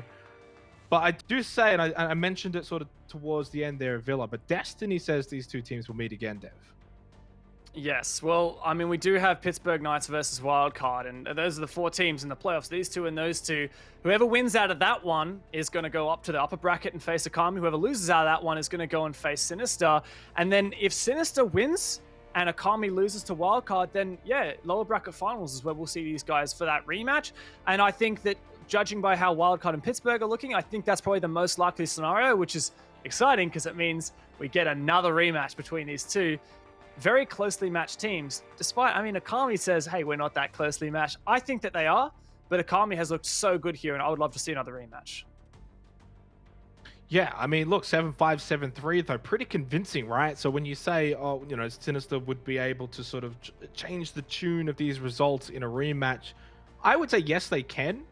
But will they is another question right now. Akami have certainly got the wood over them. Like they are by far and away, you know, winning in terms of recent results well and truly over Sinister. So it's hard to sit here and say, oh, you know, Sinister will just sort of win when it matters in the lower bracket final. It also puts a big dent into the credence of Sinister being able to challenge Wildcard, right? Like, we looked at like who's going to stop Wildcard. A lot of people thought it was going to be Sinister. If anyone's going to do it, it was going to be Sinister. Well, now it's like, is it? Are they even going to get there? That's a great point. And look, I'm just going to further your stat. What did you say? With Akami has won 3 out of the last 4 maps against Sinister. Well, if you go back to the Pro League as well, Akami also 2-0'd Sinister. So there is just such a strong head-to-head rating right now for Akami, and they look so good here in the playoffs. We got a strong dad as well for our first interview from this series between Akami and Sinister. We have Jack Daddy for Akami. Congratulations, right? 2-0. Did you guys even potentially surprise yourselves there? Hello and thank you. Not really surprised ourselves. I think we just played our game, especially on the second map, to how we usually do recently. So as you saw, like we shined. We just took a bit to warm up on Cafe, but in the end got there, which is great. Yeah, so I mean, this is the exact same maps you guys played against each other in the Six Masters, like the league phase, and then you decided to go there again. And not only that, but Villa, which was Sinister's map pick, you guys looked so strong on there. Like, what's changed between the online phase to now that made you guys not only confident with those maps, but then turned up so strongly, especially on Villa? Yeah, well, Villa was actually the only map that our team has ever lost to Sinister, ever. So we worked on that really hard. We voted that. Changed up a lot of things, different operators, changed up a lot of sites.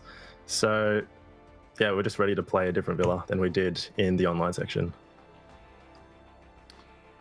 Jack, moving forward now, of course, you're in the upper bracket. You're the first team through. After we sort of go to a break and everything, it'll be Wildcard versus Pittsburgh Knights. I think we can all agree Wildcard's certainly the favored team there. So just sort of, I guess, give us your thoughts there on the potential future matchup against them in the upper bracket. Yeah, I think Wildcard, I can see why they're favourites because they're such a good team and they've been playing super well this season. So we're mentally preparing to verse them next, but you know, anything could happen. And I'm keen to see the games, so we'll be watching closely, seeing what's happening. Awesome, mate. Thanks for coming on. Best of luck moving forward tomorrow. Cheers, thanks. I mean, it's right. Look, anything can happen. I don't want to say Pittsburgh can't win, Dev, but you know, we do have to be honest here. Like Wildcard have only dropped one map all season of Six Masters, right? So they've earned the sort of expectations that are put on them coming into the playoffs. Yeah, and I mean, Jack Dad, great to see a smile on his dial, and great to see that he was so confident going into this match. And it sounds like Akami knew exactly what they needed to do to beat Sinister. Only map Sinister had ever lost them was Villa. Akami voted that and prepared for that. So great stuff. And look, it gives me a lot of confidence in Akami moving forward, right? And look, let's say Wildcard do win this next game against Knights, and then we see an upper bracket final with Wildcard versus Akami. I think Jack is mentally ready for that. He says they're going to be watching this game and they're going to be keenly looking for things that they can exploit and take it to the rivals that are Wildcard. Yeah, and look, obviously now for Akami, it's kind of like we've now beaten one fish. There's another bigger fish though still to fry, which is of course going to be Wildcard, but you have a nice, relatively clean 2-0. You know, Jack Dad said it himself, a bit slow to get going on Cafe, but after that, it was pretty clean. They should have confidence that they can really at least match it with Wildcard for the most part. Obviously, beating them in the grand final, if it's not the upper bracket, but if they make it to the grand final, then it's a best of 5. Who knows, really? And as you said, anything can happen, though, right? So we do have to see whether or not Knights can take it up to Wildcard. We talk a lot about form, right? Well, I've got to say, Akami, maybe they didn't have the best form during the season, but Akami are looking in top form right now. And actually last year in the Six Masters finals, in the semis, Akami almost beat Wildcard. They were 2 rounds away from making it happen. So look, I'm really impressed by Akami so far. I love to see it. We've got our next interview coming up. Probably won't be as much of a happy smile on that dial. Nico from Team Sinister. Firstly, mate, commiserations there. Bit of a tough one there against Akami. You guys started so well on Cafe, but then everything just kind of fell away after that rehost, basically. Yeah, it was definitely the turning point for us. Yeah, is there is anything there why you would think that is? Oh, I mean, it was just an event that happened to be when things did turn around. I don't think there's anything that really played into that much. It's just a rehost, but yeah. You guys started off really, really strong on your attack with a flawless round, but after that, it looked like you guys kept struggling. Sometimes there wasn't necessarily an opening onto the bomb site that you had. There was one particular round I know where Milo died with Diffuser on the bottom floor, and you guys kind of all fell apart around that. Like, what changed between you guys getting that flawless round and struggling later in your attacks? Definitely a massive mentality game of like making that quick decision of like, okay, are we doing what we've been practicing to do, or are we doing what like we need to do when things fall apart? And it was definitely like a a lot of mishaps and miscoms of making that just massive distinguishing decision to make those plays, which a lot of the time, once you do so many of those in a row, that starts to snowball out of control. Nico, fortunately, this was the semi-final, not the elimination. You're still in. You've still got, one more lifeline, and that obviously gives you guys a bit of hope that you can then play the loser of Pittsburgh or wildcard, maybe gain a bit of form, and then go into that lower bracket final. So you're not feeling too down, I'd imagine? Like I always say in the interviews, we always know what we did wrong. We can come back. Massive props, though, to Akami. They played exceptionally well today. Made sure we didn't take an inch from what they wanted, so. Yeah, certainly they surprised us, maybe surprised you guys just a little bit as well. Best of luck tomorrow, though, of course, in the lower bracket. All right, thank you very much. Have a good day. Awesome. Well, I do like to see him giving props there, at least to Akami, and sort of understanding they played really, really well. And the good news then for Sinister is they kind of know where things didn't quite go well for themselves. And then, as I said, they're not eliminated yet. They're not done. It's not a one and done deal. They go down to the lower bracket now, Dev. So we have a look at the bracket here. Of course, Akami move forward into the upper final and the lower round one for Sinister, where they will be waiting to see, of course, in our next match between Wildcard and Pittsburgh, who is going to join them down there. Yeah, it's very important there for Sinister that they know what they did wrong, because that's the first step to making improvements. And as for Akami, they're very confident. They can take a lot of confidence from that 2-0 going into the second game. Now, we thought that if any of these games were going to be a 2-0, it's probably going to be Akami's one. We didn't think that would be the case for Wildcard. If we thought either was going to be a 2-1. Now, this one wasn't. It was a nice and quick, strong game for Akami, and that makes me wonder, are we going to maybe subvert the expectation as well in the Wildcard Knights game? Maybe Knights are going to show up really strong as well. I think Jack Daddy was kind of hinting at that in his interview. Yeah, I mean, that's the thing, right? Like, we can sit here and say Wildcard are the favorites. We can sit here and say Wildcard are expected to move forward, but we can't sit here and say they're 100% going to just brush aside Knights without any difficulties. Knights are a very, very well, established team, and if they bring their A game, they've had 2-3 weeks, Dev, as well, to also sort of maybe rectify some of those regular season issues, whereas Wildcard has sort of been on top of the world, right? You can only kind of go down when you're on top. True. Yeah, and especially because Wildcard have had such convincing victories, right? They had, 2 7-0s, if I recall correctly. One against Kanga, which, that's bottom team in the league. And one against Akami, and we know how good they are. Wildcard are in top form, but, the harder they play, the harder they fall. Yeah, potentially so. We're going to go to a break. On the other side, of course, it will be our second semi-final. Pittsburgh taking on Wildcard.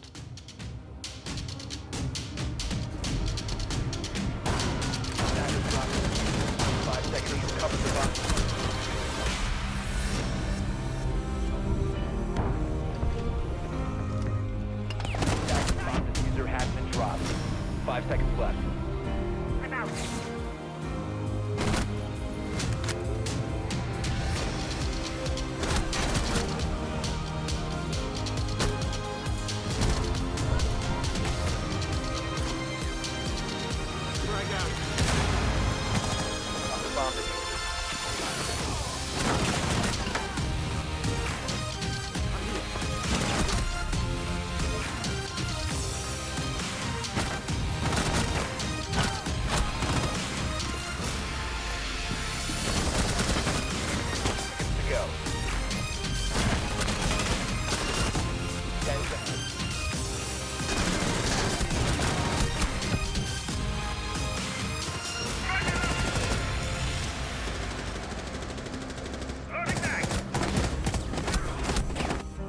Attackers dropped the diffuser.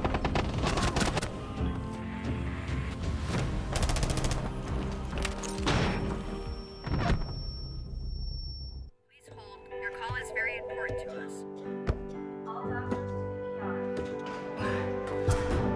All operators are busy at this time.